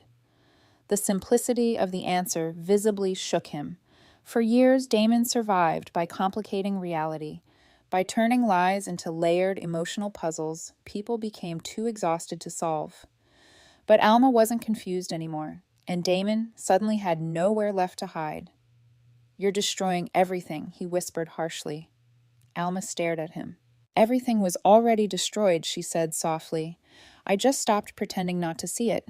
For one dangerous second, Damon's composure slipped entirely. Rage flashed across his face. Real rage. Not polished disappointment, not wounded sophistication. The ugly kind. "You think they care about you?" he hissed quietly.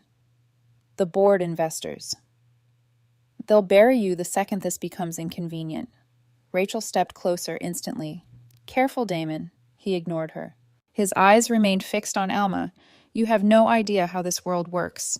Alma almost pitied him then, because Damon still believed fear was the strongest force in the room, but fear had already taken 10 years from her. There was very little left it could steal. Julian approached them calmly. "Damon," he said, "the board is waiting." Grant appeared seconds later, pale with fury. "This meeting should be postponed until legal counsel is present." Julian looked at him coldly. "Your legal counsel appears repeatedly inside these documents, Grant." That silenced him. The shift in power was almost physical now.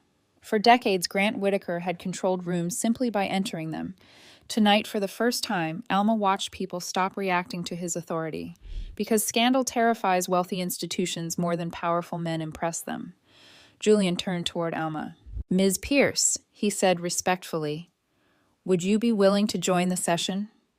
The entire ballroom seemed to inhale at once, because suddenly, Alma was no longer the discarded wife. She was evidence. Damon immediately stepped forward. "Absolutely not." Julian's eyes never left Alma. "The decision is hers." That sentence nearly broke something inside her, because Damon had not allowed decisions to fully belong to Alma in years.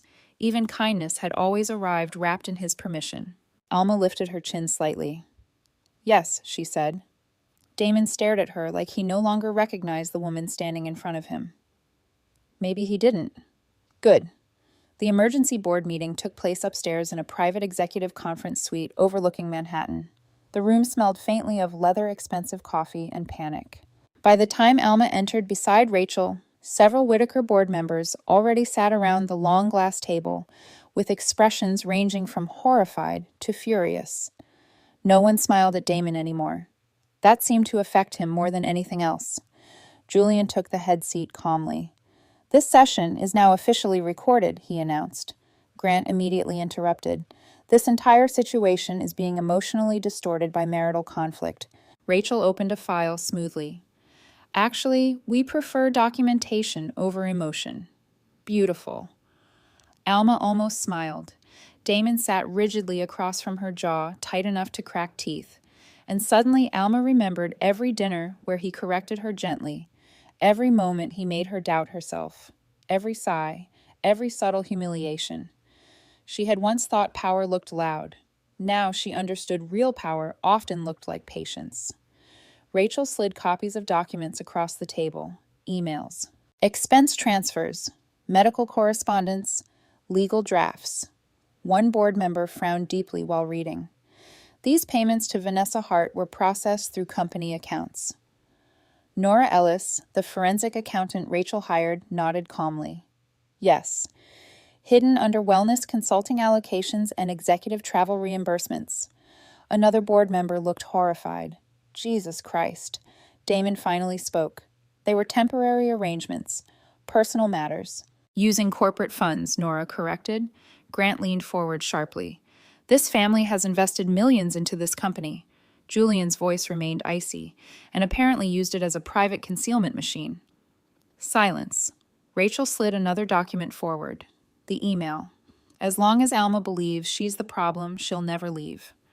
The room changed instantly after that, not because infidelity shocked them. Most powerful boards survive affairs. But intentional psychological manipulation, documented strategic, That terrified them.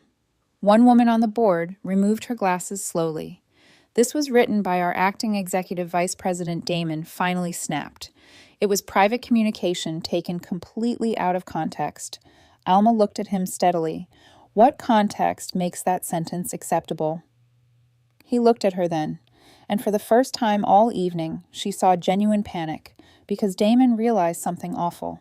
Alma was no longer reacting emotionally. She was speaking clearly. And clear women are difficult to discredit. Dr. Malcolm Reeves sat quietly near the end of the table until Julian addressed him directly. Dr. Julian said calmly, "Did you knowingly withhold medical information from Ms. Pierce?"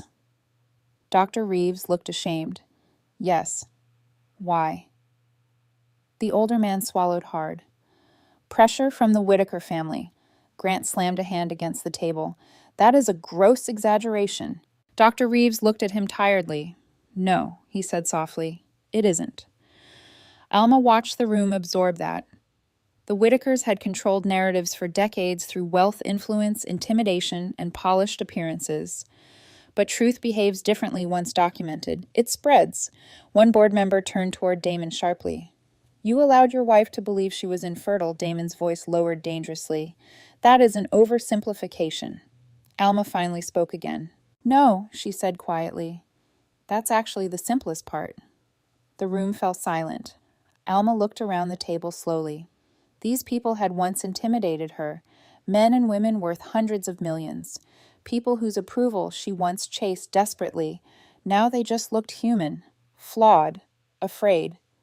"I apologized to him for years," Alma said softly. "I cried in bathrooms after family dinners because I thought my body had failed him." Several faces shifted uncomfortably.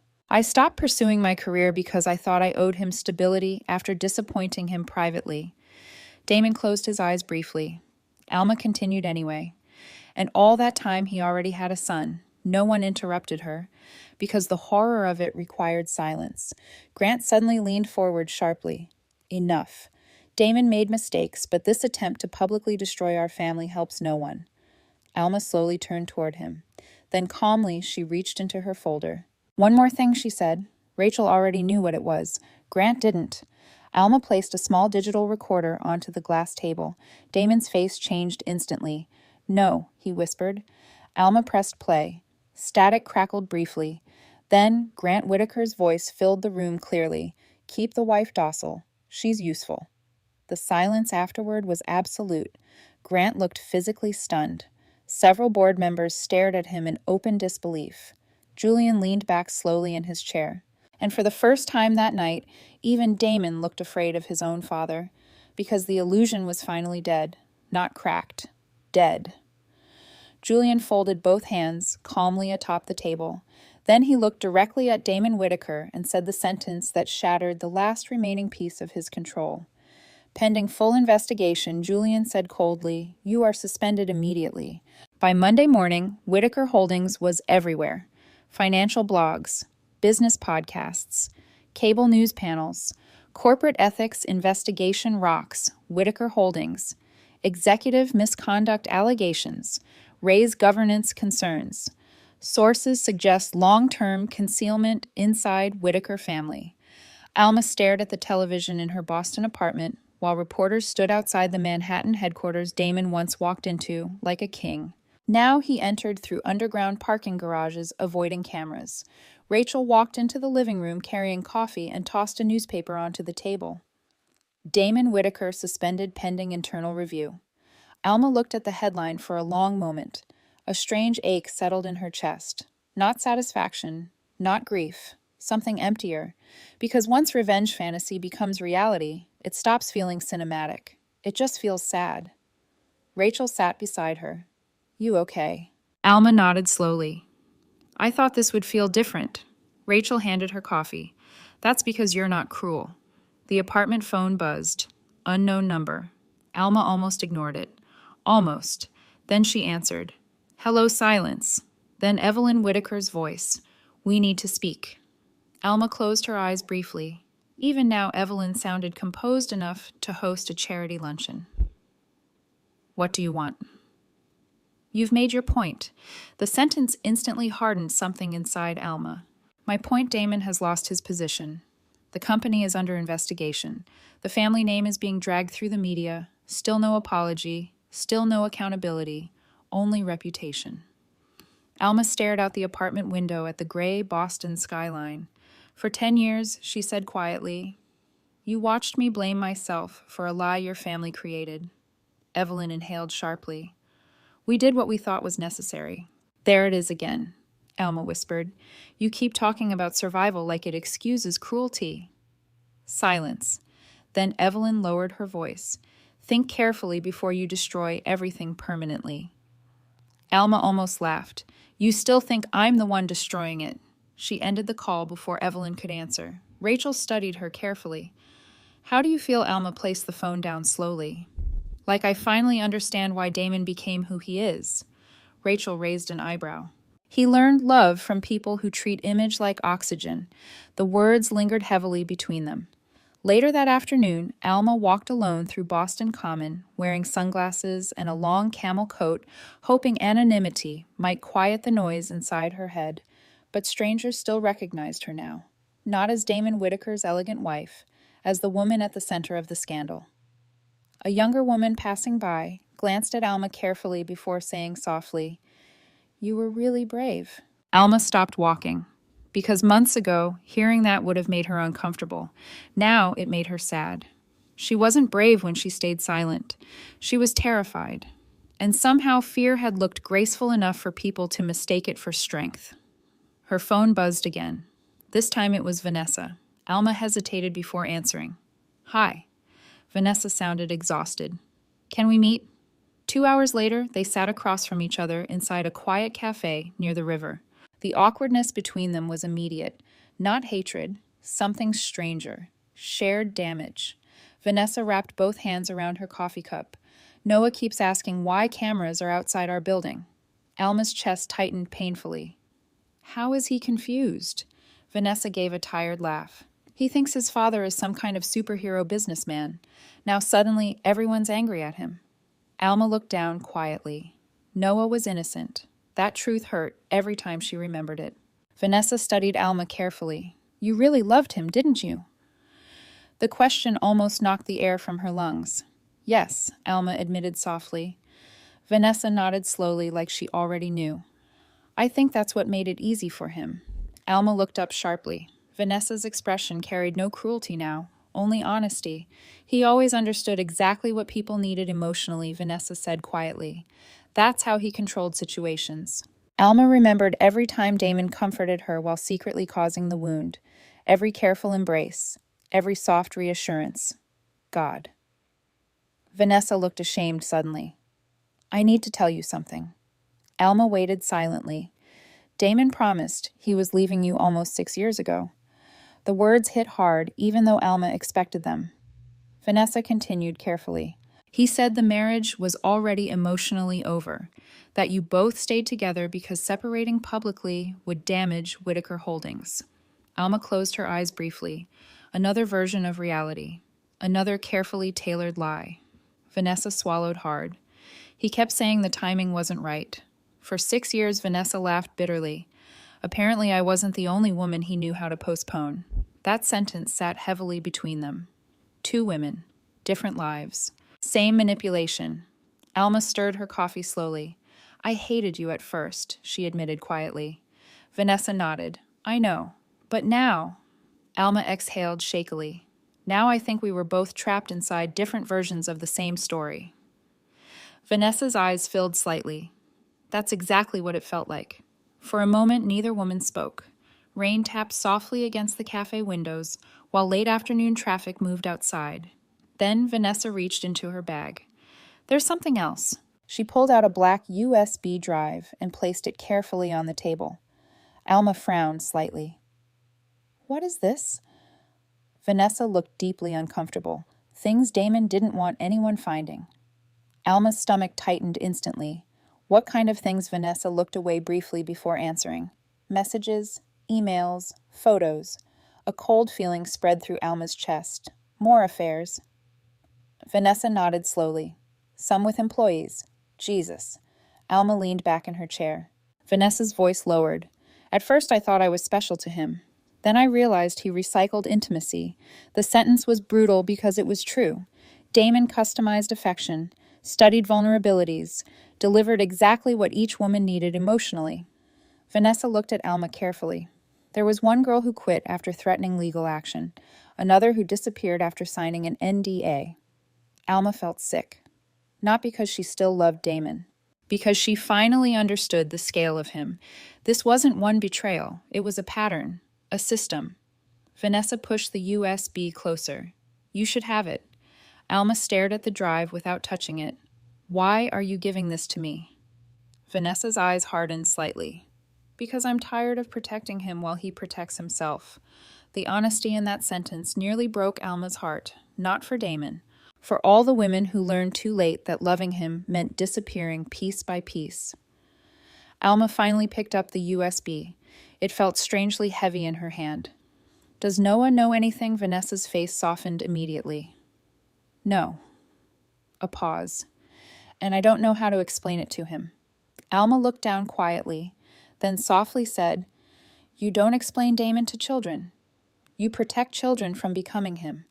Vanessa stared at her for a long moment after that. Then, unexpectedly, tears filled her eyes.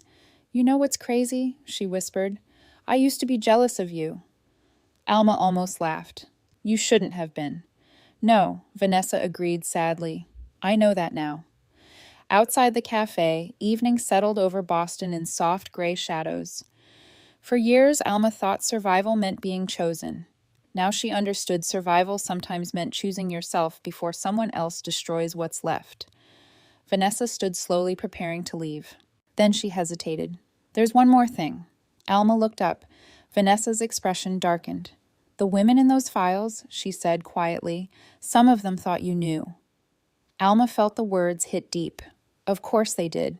To them, she had been the polished wife standing beside Damon at galas while they suffered quietly in the background. Another part of the illusion. Vanessa adjusted her coat. But I think they deserve to know the truth too. After Vanessa left, Alma remained alone at the table for a long time. The USB sat beside her coffee like a loaded weapon. Finally, her phone buzzed again. A text from Rachel. How bad is it? Alma stared at the black drive, then slowly typed back, worse than we thought. Seconds later, Rachel replied, Then it's time to stop thinking like his wife and start thinking like his reckoning. Alma looked out the cafe window into the darkening city. And for the first time since leaving the Whitaker estate, she realized something terrifying. Damon Whitaker still thought this was about saving his reputation. He still didn't understand. Alma Pierce was no longer trying to survive him. She was preparing to expose him. Rachel Monroe didn't speak for almost 30 seconds after opening the files on Vanessa's USB. That alone terrified Alma, because Rachel always spoke, always analyzed, always moved. But now she sat motionless at Alma's kitchen island in the pale glow of her laptop screen while rain whispered softly against the apartment windows. Finally, Rachel leaned back slowly and said, Oh, Damon is finished. Alma's stomach tightened. The files spread across the screen like pieces of a hidden life. Emails, private hotel reservations, encrypted messages, photos, conversations with women Alma had never heard of. Some were short affairs. Others lasted months. One had lasted nearly 2 years. The details themselves hurt less than the pattern. Because once Alma saw the repetition, she could no longer pretend Damon's betrayal had been emotional weakness. It was methodology. Every woman received the same version of him, attentive, protective, emotionally intuitive. He learned their insecurities quickly, then positioned himself as the man who understood them better than anyone else. Alma stared at one message Damon had sent to a junior employee named Tessa. You deserve someone who really sees you. The sentence made her physically ill, because Damon had written almost the exact same thing to Alma 11 years earlier. Rachel scrolled through another folder. Oh my God. What? Rachel turned the laptop slightly. NDAs. Settlement drafts. Confidentiality agreements. Some signed, some unsigned. Alma covered her mouth with one trembling hand. He used company attorneys. Rachel nodded grimly. Which means Whitaker Holdings may have facilitated concealment. Alma leaned back slowly. Everything kept growing. Every truth uncovered another, like pulling thread from a designer sweater and realizing the entire thing was unraveling. Rachel opened a folder labeled M. Reed. Inside sat screenshots of text messages between Damon and a woman named Madison Reed. The tone was different from the others, more tense, more frightened. Madison. If I report this, no one will believe me. Damon. Don't make emotional decisions that damage your future. Alma felt cold instantly. Who is she? Rachel skimmed the documents quickly. Former executive assistant. Resigned 3 years ago. Another message appeared. Madison. Your wife has no idea who you are. Damon. My wife understands more than you think. Alma closed her eyes briefly. Of course, that was the lie. To the other women, Alma had been the elegant wife knowingly protecting a powerful husband, a silent accomplice, not another victim. Rachel looked at her carefully. You okay? No, Alma admitted softly, and that honesty felt strangely good, because for years she had answered that question automatically. I'm fine. I'm okay. Don't worry about me. Now the truth came easier. Rachel closed the laptop halfway. You need to decide how far you want this to go. Alma frowned slightly. What do you mean? Rachel's voice softened. These women may come forward if they know they aren't alone. But once that happens, she paused. This stops being a divorce scandal. Alma understood immediately. It becomes systemic, power, manipulation, corporate abuse, the kind of story that destroys entire legacies. Alma walked slowly toward the apartment windows, wrapping her arms around herself. Boston shimmered below in blurred city lights. For years, she thought Damon's greatest betrayal was what he did to her marriage. Now, she understood something worse. He built his power through women's silence, and she had unknowingly helped maintain the illusion. That realization hurt almost more than the affairs themselves. Rachel approached carefully behind her. You didn't know. Alma laughed softly. That doesn't erase the damage. Rachel's expression sharpened immediately. Stop doing that. Alma turned slightly. Doing what? Taking responsibility for crimes committed against you. The words landed hard. Because Alma had spent so many years trained to carry emotional blame, that guilt now arrived automatically. Rachel folded her arms. Damon used your image to legitimize himself. That isn't your shame. Alma looked away again. But deep down, she knew Rachel was right. She remembered every gala where women looked at her strangely, every employee who became distant after meeting Damon socially. Dear God, how many people thought she knew? Her phone buzzed suddenly across the kitchen counter. Unknown number. Rachel frowned. Don't answer unless you put it on speaker. Alma nodded and answered carefully. Hello, silence. Then a woman's cautious voice. Is this Alma Pierce? Yes. Another pause. My name is Madison Reed. Alma's heartbeat slowed strangely. Rachel mouthed silently. Speaker. Alma activated speakerphone immediately. Madison sounded nervous. I got your number from Vanessa. Alma exchanged a quick glance with Rachel. I'm listening. Madison inhaled shakily. I heard about the ethics investigation. Rachel pulled out a legal pad instantly. Madison continued quietly. I didn't think anyone would ever challenge him publicly. The fear in her voice made Alma's chest ache. How long did you work for Damon? Almost 4 years. Alma sat down slowly at the kitchen island. What happened? Silence stretched painfully across the line. Then Madison spoke softly. At first, he made me feel important. Alma closed her eyes. Of course. That was always how Damon began. Madison continued carefully. He'd stay late after meetings, ask about my goals, tell me I was smarter than everyone else in the office. Her voice trembled slightly. Eventually, it became personal. Rachel wrote rapidly. Did he threaten you? Rachel asked calmly. Madison hesitated. Not directly. That answer alone said everything. Women learn quickly how powerful men threaten without visible fingerprints. Madison swallowed hard. When I tried ending things, he implied my career could become difficult. Alma felt sick because she recognized Damon's language immediately. Never loud, never explicit, always elegant enough to create doubt. Madison's voice lowered. I thought about going public once. What stopped you? Alma asked softly. Madison laughed bitterly. He had the perfect wife. The sentence sliced through Alma's chest. I'm sorry, Madison added quickly. That sounded awful. No, Alma whispered. It sounded true. Madison continued carefully. He used you constantly. Photos on his desk, stories about your marriage, public appearances. A pause. It made me feel crazy. Alma stared down at her hands. Damon weaponized loyalty itself, not just against Alma, against everyone. Madison spoke again. We all thought you knew. There it was again. That sentence.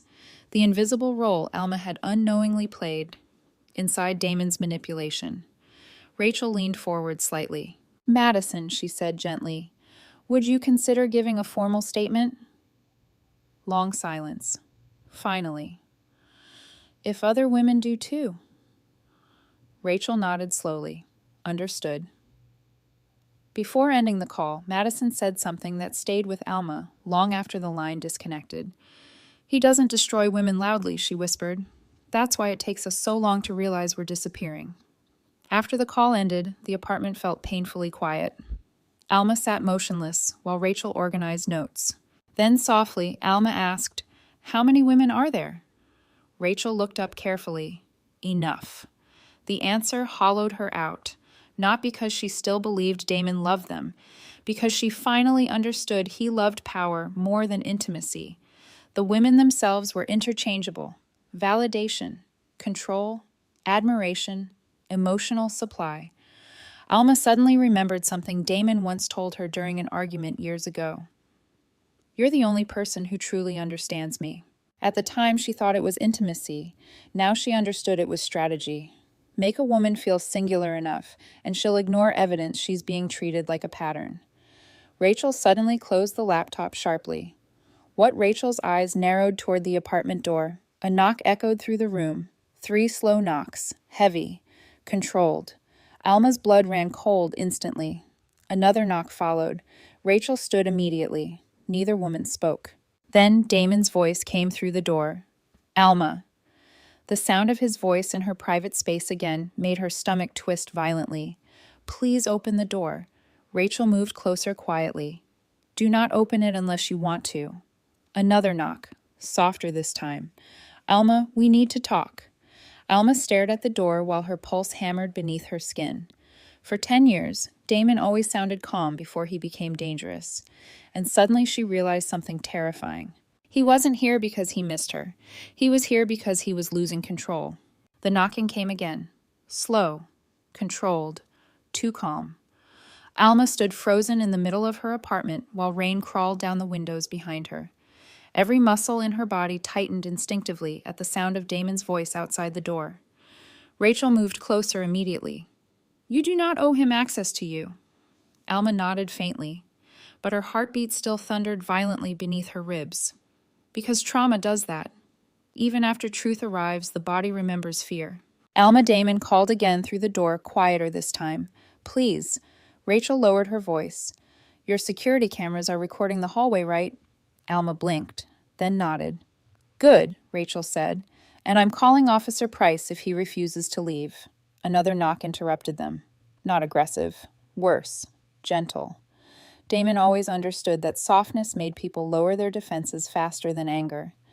Alma hated that she still knew the rhythm of his manipulation.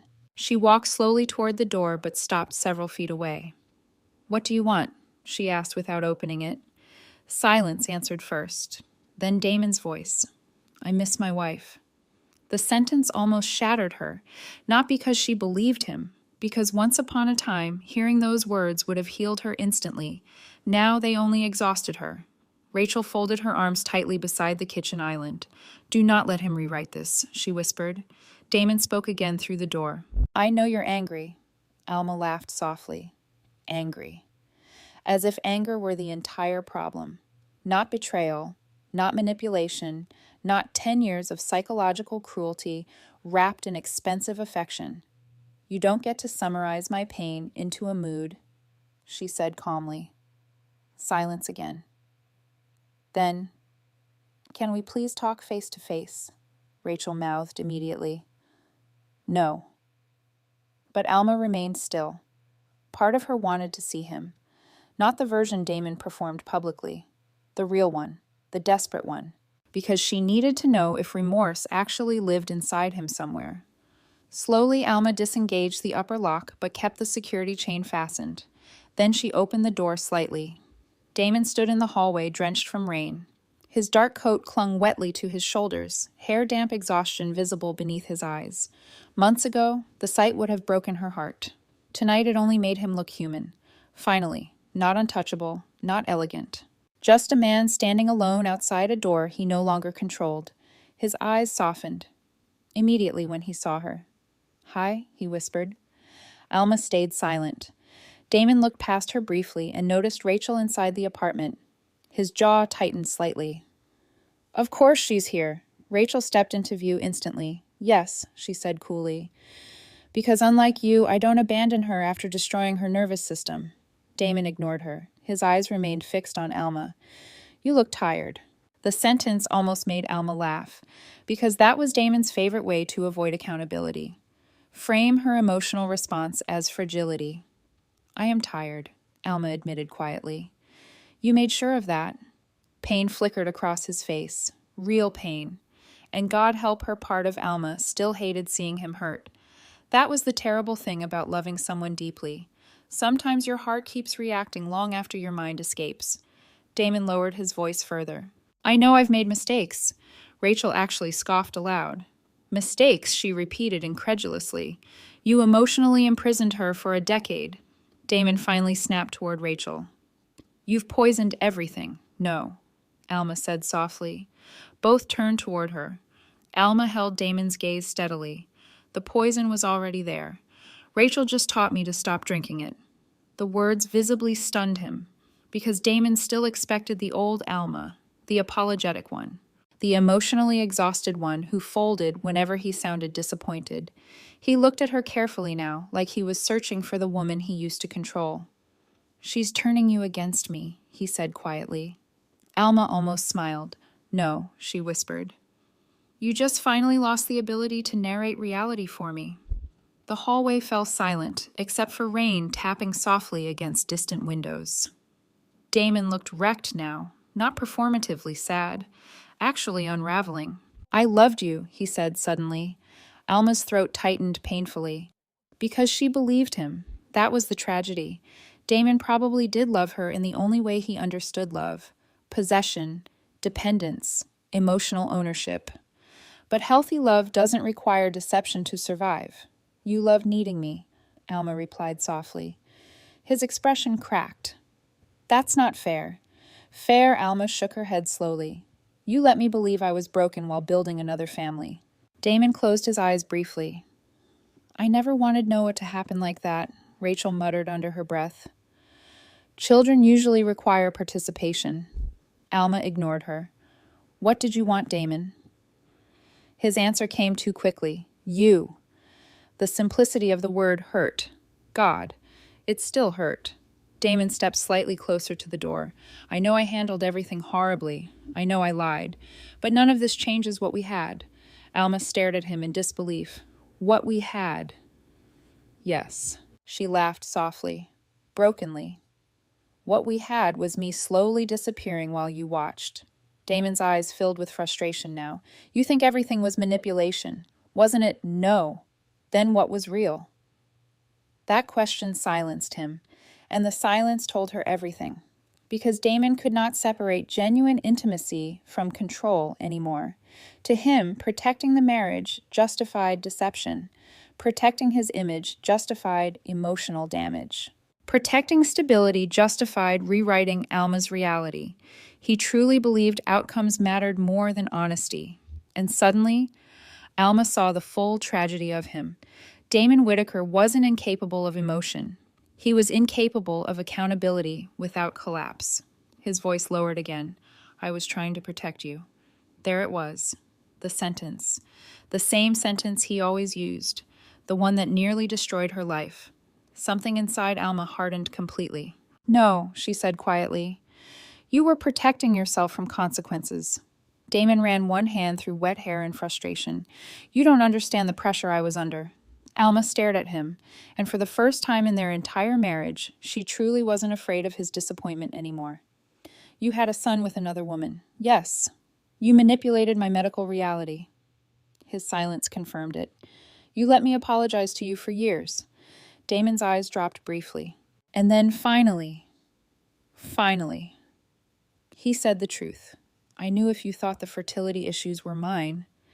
His voice cracked slightly. You might leave. The hallway went still. Rachel slowly lowered her phone from where she had discreetly been recording everything. Alma felt her heart stop, not because she didn't already know, because hearing him say it aloud made the betrayal irreversible. You did it on purpose, she whispered. Damon looked shattered now. I panicked. For 10 years. He had no answer, and that silence became the final coffin nail inside Alma's love for him. Because affairs can be chaos. Cowardice can happen in moments, but 10 years required maintenance, planning, choice, every single day. Tears burned behind Alma's eyes again, but this time they felt different. Not grief, release. You watched me suffer, she whispered, and every time I blamed myself, it made you feel safer. Damon looked physically ill. That's not how I thought about it. No, Alma said softly. That's exactly why you're dangerous. Rachel stepped closer beside Alma. I think this conversation is over. Damon ignored her completely. His voice turned desperate now. Alma, please, don't do this. The words hit her strangely, because he still thought she was the one doing something to him. Even now, even after everything. Alma looked at the man she once would have died to protect, and suddenly she saw him clearly. Not powerful, not sophisticated, emotionally starving. A man so terrified of losing admiration that he sacrificed truth women and eventually himself trying to preserve it. Damon's eyes searched hers desperately. Without me, he said quietly, you're just a woman I rescued from an ordinary life. The sentence hung in the hallway like poison. Rachel looked horrified. But Alma suddenly felt calm, completely calm, because there it was, the truth beneath all the polished love. Damon never saw her as an equal partner. He saw himself as the architect of her value, and once you hear that truth clearly, you can never unknow it. Alma smiled sadly. No, Damon, she whispered. You were the ordinary life I mistook for love. The words hit him like a physical blow. His entire body went still. Then suddenly Rachel's phone buzzed.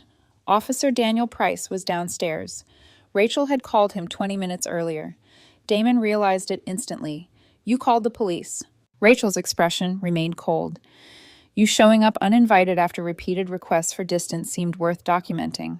Damon looked back at Alma desperately. You're really doing this? Alma stared at him quietly. No, she said softly. I'm finally stopping. Footsteps echoed faintly down the hallway as the elevator opened. Officer Price approached calmly, and for the first time in his carefully controlled life, Damon Whitaker looked like a man realizing love could no longer save him from consequences. The courthouse in downtown Boston smelled like polished wood, old paper, and exhaustion. Alma Pierce stood outside courtroom 4B, adjusting the sleeve of her navy blazer while reporters gathered beyond the security barriers downstairs. She never imagined her marriage would end beneath camera flashes. Then again, she never imagined her marriage had been real. Rachel Monroe stood beside her reviewing final notes on a tablet. You ready? Alma exhaled slowly. No.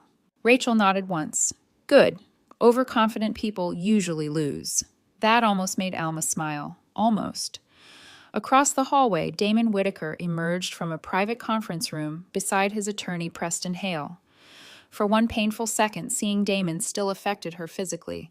Not love anymore. Memory. The body remembers people even after the heart begins letting go. Damon looked thinner than he had months ago. Dark circles shadowed his eyes now, and the effortless confidence he once carried like a tailored suit seemed fractured around the edges. But he was still beautiful, and Alma hated that beauty could survive ugliness so easily. Their eyes met across the hallway. The world seemed to narrow briefly around that moment. 10 years together, thousands of mornings, shared beds, shared dreams, shared lies. Damon took one small step toward her before Preston quietly stopped him with a hand on his arm. Not now. Damon looked away first. That mattered more than Alma expected. Rachel leaned closer. You okay? Yes, Alma said quietly. This time it was true, not because she no longer hurt, because she no longer doubted herself. Inside the courtroom, the atmosphere felt tense and strangely intimate. Divorce hearings were supposed to concern assets, property, custody, signatures. But this no longer felt like a divorce. It felt like an autopsy. Judge Eleanor Whitman entered sharply at 9 o'clock, exactly silver-haired and intimidating. In the kind of quiet way powerful women often are, everyone rose. Alma sat beside Rachel at the petitioner's table while Damon and Preston settled across from them. The hearing began formally, then slowly turned brutal.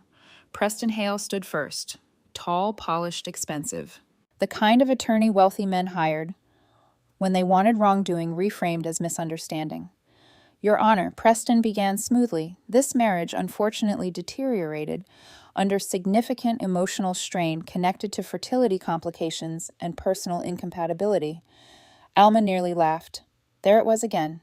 The rewrite. Always softer than the truth. Rachel remained completely calm beside her. Preston continued carefully. My client acknowledges marital mistakes.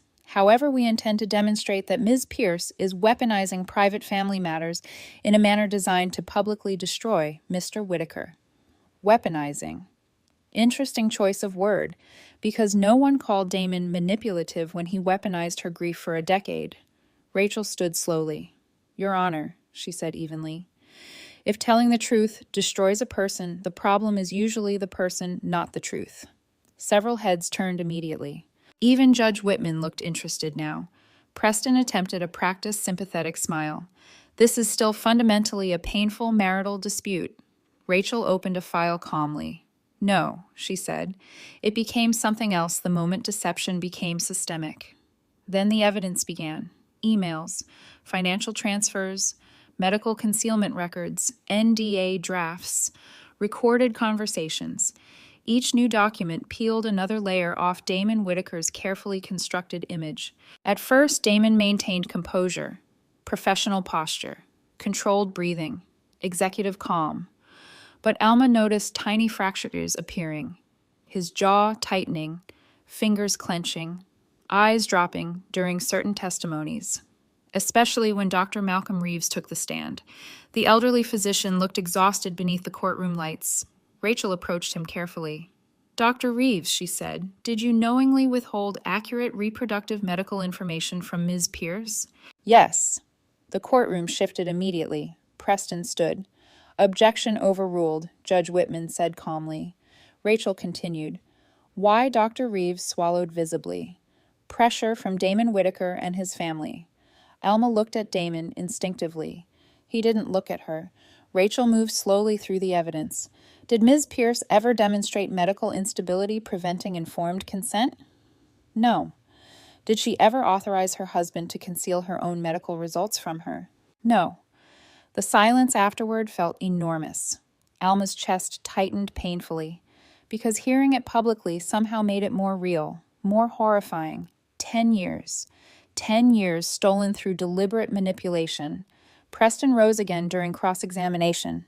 Doctor, isn't it true Ms. Pierce displayed emotional distress surrounding fertility? Dr. Reeves looked uncomfortable.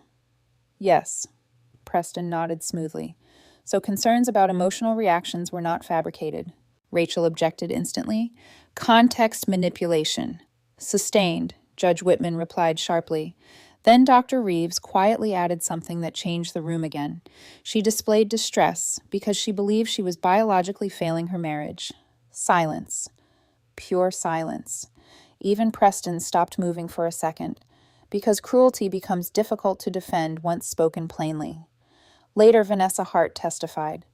Alma expected bitterness. Instead, Vanessa looked tired, honest. He told me Alma knew about Noah. Vanessa admitted softly. He said the marriage was more of a partnership arrangement. Damon closed his eyes briefly. Vanessa continued. I later realized he told each of us a different version of reality. Rachel nodded once. Why Vanessa looked directly toward Damon? Because the truth would have cost him control. The sentence landed like a hammer. Then came Madison Reed. She looked terrified walking to the witness stand. Alma's heart hurt for her immediately. Rachel softened her tone considerably. Madison, did you feel pressured into silence regarding your relationship with Mr. Whitaker? Madison hesitated, then nodded. Why? Madison looked down briefly before answering. Because powerful men don't usually need to threaten women directly. Her voice trembled slightly. You just understand what happens if you become inconvenient. The courtroom went still again. Damon looked furious now, not ashamed. Exposed. Alma realized there was a difference. Finally, Rachel called Alma herself. Walking to the witness stand felt surreal, like stepping into the center of her own funeral. She sat carefully and took the oath while cameras clicked faintly outside the courtroom doors. Rachel approached slowly. Ms. Pierce, she said gently, did you love your husband? The question nearly shattered her. Yes. No hesitation, no performance, just truth. Rachel nodded softly. Did you believe he loved you? Alma swallowed hard. Yes. The pain of saying that aloud almost took her breath away. Rachel's voice remained calm. When did you first realize your marriage was built on deception? Alma looked toward Damon instinctively. He finally met her eyes then, and for one dangerous second she saw the man she once would have forgiven anything. That was the terrible thing about deep love. Sometimes it survives longer than dignity. Alma forced herself to look away. The night I learned there was never anything medically wrong with me, she whispered. Rachel waited carefully. Alma's hands trembled slightly atop the witness stand. I spent years believing my body had failed him. Her voice cracked, but she kept going. I apologized to him, constantly. Tears filled her eyes now. I thought I was the reason our marriage felt incomplete. The courtroom remained silent. No one shifted. No one interrupted. Because pain spoken honestly has weight. Alma looked down briefly before continuing. But the worst part wasn't the affair. Rachel tilted her head slightly. What was the worst part? Alma's eyes slowly lifted toward Damon again. He watched me hate myself, she whispered, and he let me. Damon's composure finally broke, visibly. His eyes filled instantly while something devastated crossed his face. But Alma no longer moved to comfort him. That chapter of her life was over. Rachel approached the final question carefully. Ms. Pierce, she said softly, what do you want from this court? Alma thought about it for a long moment, then answered honestly, I want my life back. The simplicity of the sentence filled the room completely. No revenge speech, no dramatic collapse, just truth. Judge Whitman reviewed documents silently for several minutes after testimony concluded. Finally, she removed her glasses and looked directly at Damon Whitaker. The court finds substantial evidence of intentional emotional manipulation, financial concealment, and deceptive conduct within the marriage. Preston looked tense immediately. Judge Whitman continued calmly. The attempt to portray Ms. Pierce as emotionally unstable appears particularly concerning given the documented pattern of misinformation. Damon stared downward silently now, not fighting anymore, not performing, just listening while the image he spent a lifetime building collapsed around him piece by piece.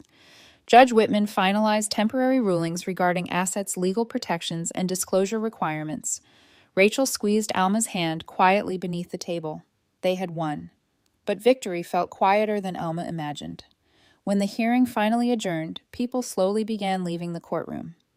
Damon remained seated for several extra seconds, then eventually stood. As Alma gathered her things, she felt him watching her. She looked up one final time, and suddenly she understood something devastating. For the first time since she met him, Damon Whitaker looked small, not powerless, not harmless, just human. A deeply flawed man finally standing, without the illusion that once protected him. And somewhere deep inside herself, Alma realized something too. She no longer loved him enough to disappear for him. 6 months later, Alma Pierce stood barefoot inside a sunlit office overlooking Boston Harbor and realized peace felt unfamiliar at first. Not dramatic, not euphoric, quiet. The kind of quiet that arrives after surviving emotional warfare for too long. The brass plaque outside the office door read, Pierce Strategic Consulting. The first time Alma saw her own name on glass instead of Damon Whitaker's, she cried in the elevator for nearly 10 minutes. Not because she missed him. Because she finally understood how much of herself she had abandoned trying to become acceptable inside someone else's world. Her new company specialized in crisis communications and ethical branding consultation. Ironically, the exact skills she spent years secretly providing for Whitaker Holdings were now building her own empire, and business was booming, especially after the Whitaker scandal became national news. Turns out corporations paid very well for advisors who understood the cost of reputational lies. Rachel loved reminding her of that. "You survived a narcissistic corporate prince," Rachel said one evening while helping Alma unpack framed artwork in the office. "At this point, you could probably negotiate peace treaties." Alma laughed softly. A real laugh this time, not the careful, polished version she used to perform at charity dinners. A free one. That mattered more than she expected. Outside the office windows, late autumn sunlight shimmered across the harbor, while employees moved through the open-concept workspace Alma had designed herself. Warm lighting, soft colors, no intimidation architecture, no cold marble, no rooms designed to make people feel small. Healing changed even your taste in furniture. Her assistant knocked lightly on the office door. "You have a 12:30 with Horizon Women's Foundation." Alma nodded. "Thank you, Mia." After the assistant left, Rachel studied Alma carefully. "You know you still do that, right? Do what brace yourself every time someone enters a room." Alma looked down quietly. Rachel wasn't wrong. Even now, part of her nervous system still expected criticism to follow footsteps. Healing apparently was less cinematic than people imagined. It wasn't one dramatic breakthrough. It was retraining your body to believe safety existed. Later that afternoon, Alma walked through Boston alone, carrying coffee in one hand and legal notes in the other when someone called her name. "Ms. Pierce." She turned. A young woman stood nervously beside a bookstore window, maybe 24 years old, wearing business clothes slightly too formal for her age. "I'm sorry," the woman said quickly. "I just recognized you." Alma smiled politely. "Hi." The woman hesitated, then quietly said, "Your story made me leave my fiancé." Alma blinked. The woman laughed nervously. "That sounds insane." "No," Alma said softly. "It doesn't." The woman swallowed hard. "He kept making me feel guilty for things that somehow were never my fault." Her eyes filled slightly. "Watching your interviews afterward." She exhaled shakily. "I realized love shouldn't feel like constant confusion." The words hit Alma deeply, because confusion had been the defining emotion of her marriage. Not passion, not safety, confusion. Constant emotional disorientation. The young woman smiled tearfully. "So, thank you." Then she walked away before Alma could fully respond.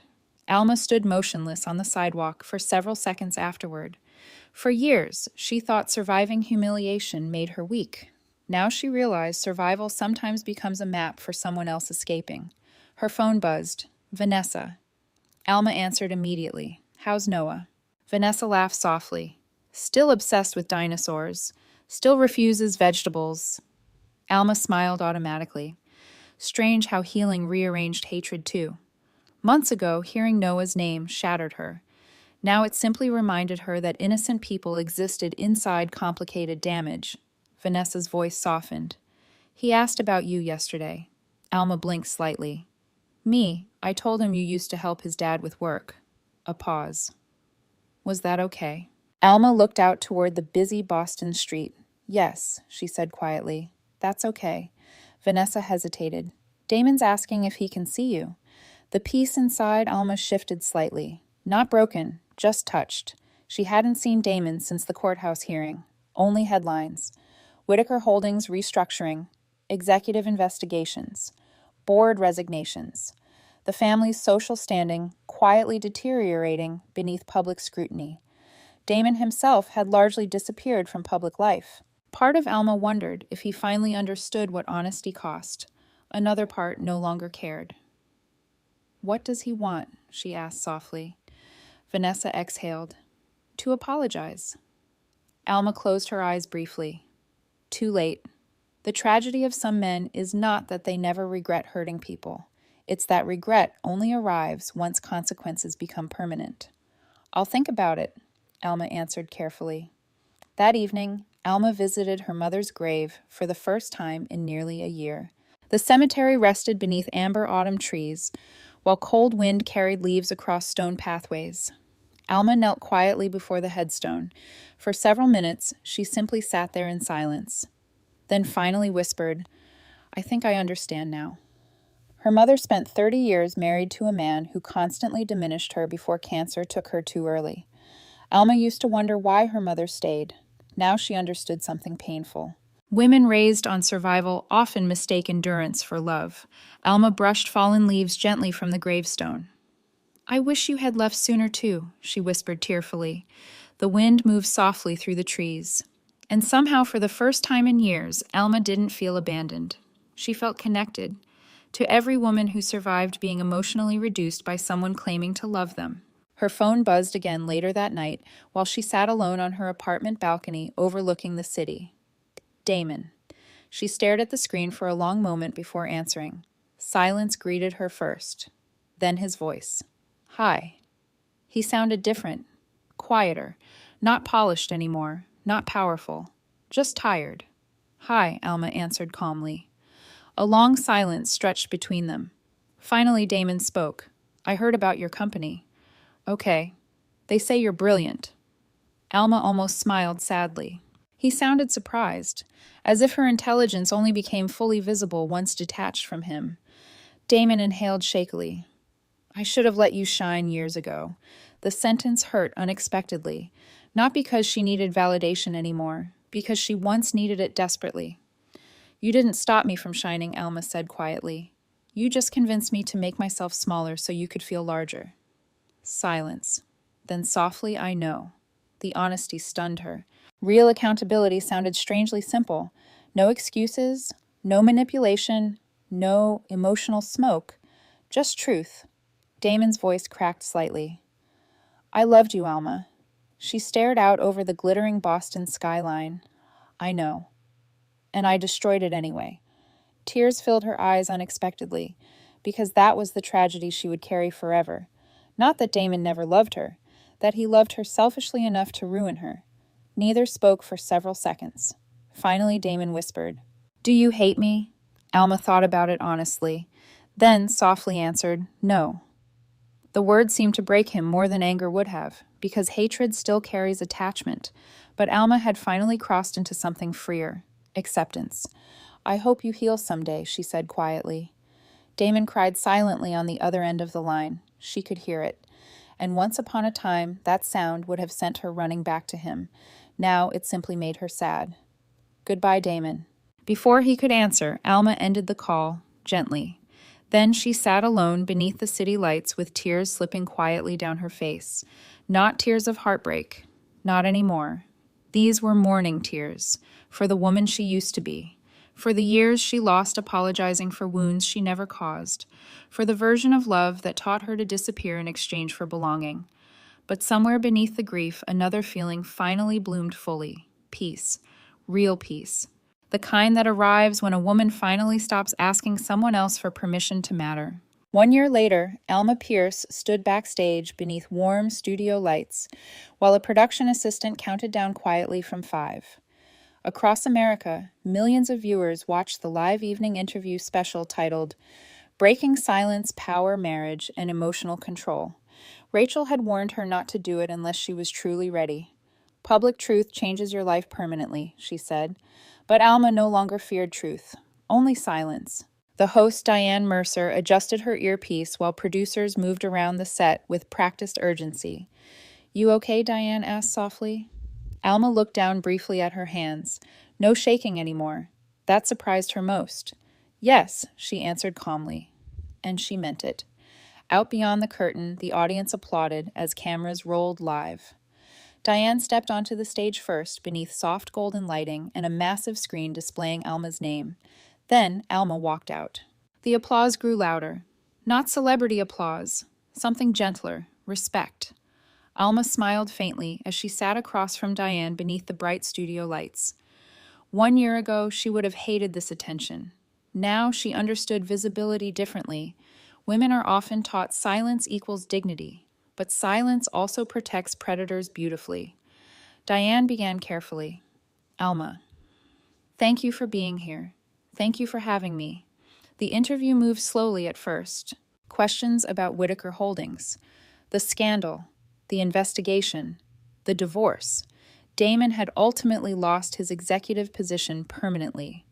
Several board members resigned. Whitaker Holdings survived financially, but the Whitaker family name never fully recovered socially. People still whispered now, only differently. Diane leaned forward slightly. There's one question people continue asking. She paused carefully. Why speak publicly at all? Alma looked thoughtful for a moment, then answered honestly. Because emotional manipulation survives through isolation. The studio quieted completely. Alma continued softly. For years, I thought confusion inside love was normal. I thought constantly doubting myself meant I needed to become more understanding, more patient, more supportive. Her voice remained calm, steady. But healthy love doesn't make you feel emotionally lost all the time. Somewhere in the audience, a woman began quietly crying. Alma noticed. And suddenly remembered herself sitting alone in bathrooms years earlier, convincing herself she was simply too sensitive. Diane asked carefully, when did you finally realize what was happening to you? Alma smiled sadly. The moment I stopped defending him harder than he defended me. Silence filled the studio again. Not uncomfortable silence. Recognition. Diane nodded slowly. You've become an unexpected symbol for a lot of women. Alma looked down briefly. That part still overwhelms me sometimes. Why? Because I don't feel heroic. She laughed softly. I feel like someone who survived something quietly for too long. The honesty made the room softer somehow, real. Diane shifted carefully. Have you spoken to Damon recently? A small pause. Yes. And Alma looked toward the audience lights for a moment, then answered gently. I think Damon finally understands the difference between being admired and being loved. The sentence lingered heavily. Diane hesitated before asking the question everyone wanted answered. Do you forgive him? Alma thought about it carefully. The old version of herself would have rushed to sound gracious. Now she respected honesty too much for performance. I don't think forgiveness means pretending damage didn't happen, she said quietly. I think forgiveness means refusing to carry hatred so long that it poisons your future too. Diane nodded slowly. That's very different. Yes, Alma whispered. Healing usually is. Backstage afterward, producers thanked her, while makeup artists and assistants hurried through the hallways. But Alma slipped away quietly toward a private balcony overlooking the city. New York glittered below beneath cold winter stars. The air felt sharp against her skin. For a long moment, she simply stood there breathing. Then a voice behind her said softly, You were incredible. Alma turned. Vanessa stood in the doorway, wearing a dark wool coat, smiling gently. Beside her stood Noah, now taller, holding a dinosaur book beneath one arm. Alma smiled automatically. Hi, Noah. The little boy smiled shyly. Mom said you're famous now. Alma laughed softly. Not exactly. Vanessa stepped closer. He wanted to say thank you. Alma blinked slightly. For what? Noah shrugged awkwardly. For helping my mom stop crying all the time. The simplicity of the sentence nearly broke her heart. Vanessa looked embarrassed suddenly. He overheard too many adult conversations this year. Alma crouched slightly to Noah's level. You know something important, she said softly. What? Your mom was always strong. Sometimes strong people cry too. Noah considered this seriously before nodding. Okay. Vanessa's eyes filled slightly. After Noah wandered a few feet away toward the balcony railing, Vanessa looked at Alma quietly. He asks about Damon less now. Alma's chest tightened slightly. How is Damon? Vanessa exhaled slowly. Different. That answer said everything. Powerful men rarely collapse dramatically after losing control. Usually they become quieter, smaller, forced into finally meeting themselves without applause. Vanessa looked toward the city lights. He started therapy. Alma nodded faintly. Good. not because it repaired anything between them. Because broken people who refuse healing tend to keep breaking others. Vanessa smiled softly. You know, for a long time I thought winning Damon meant winning something valuable. Alma gave a sad little laugh. I think we both did. The women stood quietly beside each other for a moment. No jealousy anymore, no competition, just survival. Eventually, Vanessa touched Alma's arm gently. You saved yourself, she whispered. That matters. After they left, Alma remained alone on the balcony, watching snow begin drifting softly over Manhattan. 1 year ago, she thought losing her marriage meant losing her identity. Now she finally understood something life-changing. Love should never require self-erasure, not for beauty, not for loyalty, not for marriage, not for family. A woman shrinking herself to preserve someone else's comfort is not romance. It's grief happening slowly. Her phone buzzed softly in her coat pocket. Rachel! Alma answered immediately. How bad was my TV face? Rachel laughed loudly through the speaker. Relax. You looked emotionally devastating. America loves you. Alma smiled warmly. Thank you. Rachel's voice softened slightly. You know what I'm proudest of? What you stopped apologizing for existing. The words hit Alma deeply, because that had been the real prison all along. Not Damon, not the Whitakers. The belief that love had to be earned through sacrifice. After ending the call, Alma looked out over the snowy city one final time. And for the first time in her life, she felt entirely like herself. Not someone's wife, not someone's emotional caretaker, not someone's polished accessory, just Alma. Whole, enough, free. After everything, Alma Pierce survived. The greatest lesson she learned had nothing to do with revenge wealth or public humiliation. It was this: a person who truly loves you will never need you to become smaller so they can feel bigger. For years, Alma believed love meant endurance. She believed being patient, forgiving, and endlessly understanding would eventually make someone value her properly. Like many women, she confused self-sacrifice with loyalty. She thought if she loved hard enough, supported deeply enough, and stayed long enough, honesty would finally appear. But love built on confusion is not love. Real love does not constantly leave you questioning your worth. Real love does not make you apologize for pain someone else caused. Real love does not survive by hiding truth. One of the saddest things about emotional manipulation is how invisible it can become. There are no bruises, no dramatic evidence at first, just small moments repeated over years until a person slowly forgets how to trust themselves. That is why so many kind people stay too long in relationships that quietly destroy them. They are not weak, they are hopeful. And hope in the wrong hands can become a weapon. But Alma's story was never truly about Damon Whitaker. It was about what happened after she stopped abandoning herself for someone else's comfort. The moment she chose clarity over illusion, everything changed. Yes, she lost a marriage. Yes, she lost the future she thought she wanted. But she also found something far more valuable: her voice, her boundaries, her self-respect, her peace. Sometimes healing does not look dramatic. Sometimes it simply looks like sleeping peacefully for the first time in years, like laughing without fear, like no longer apologizing for your emotions, like finally realizing you were never difficult to love, only surrounded by people who benefited from your silence. And maybe that is the most powerful kind of freedom there is. If Alma's journey touched you in any way, share your thoughts below. Have you ever ignored your instincts to keep a relationship alive? Have you ever had to rebuild yourself after emotional betrayal? Your story might help someone else feel less alone. And if you believe more people deserve stories about healing self-worth and emotional truth, don't forget to subscribe and join us for the next journey.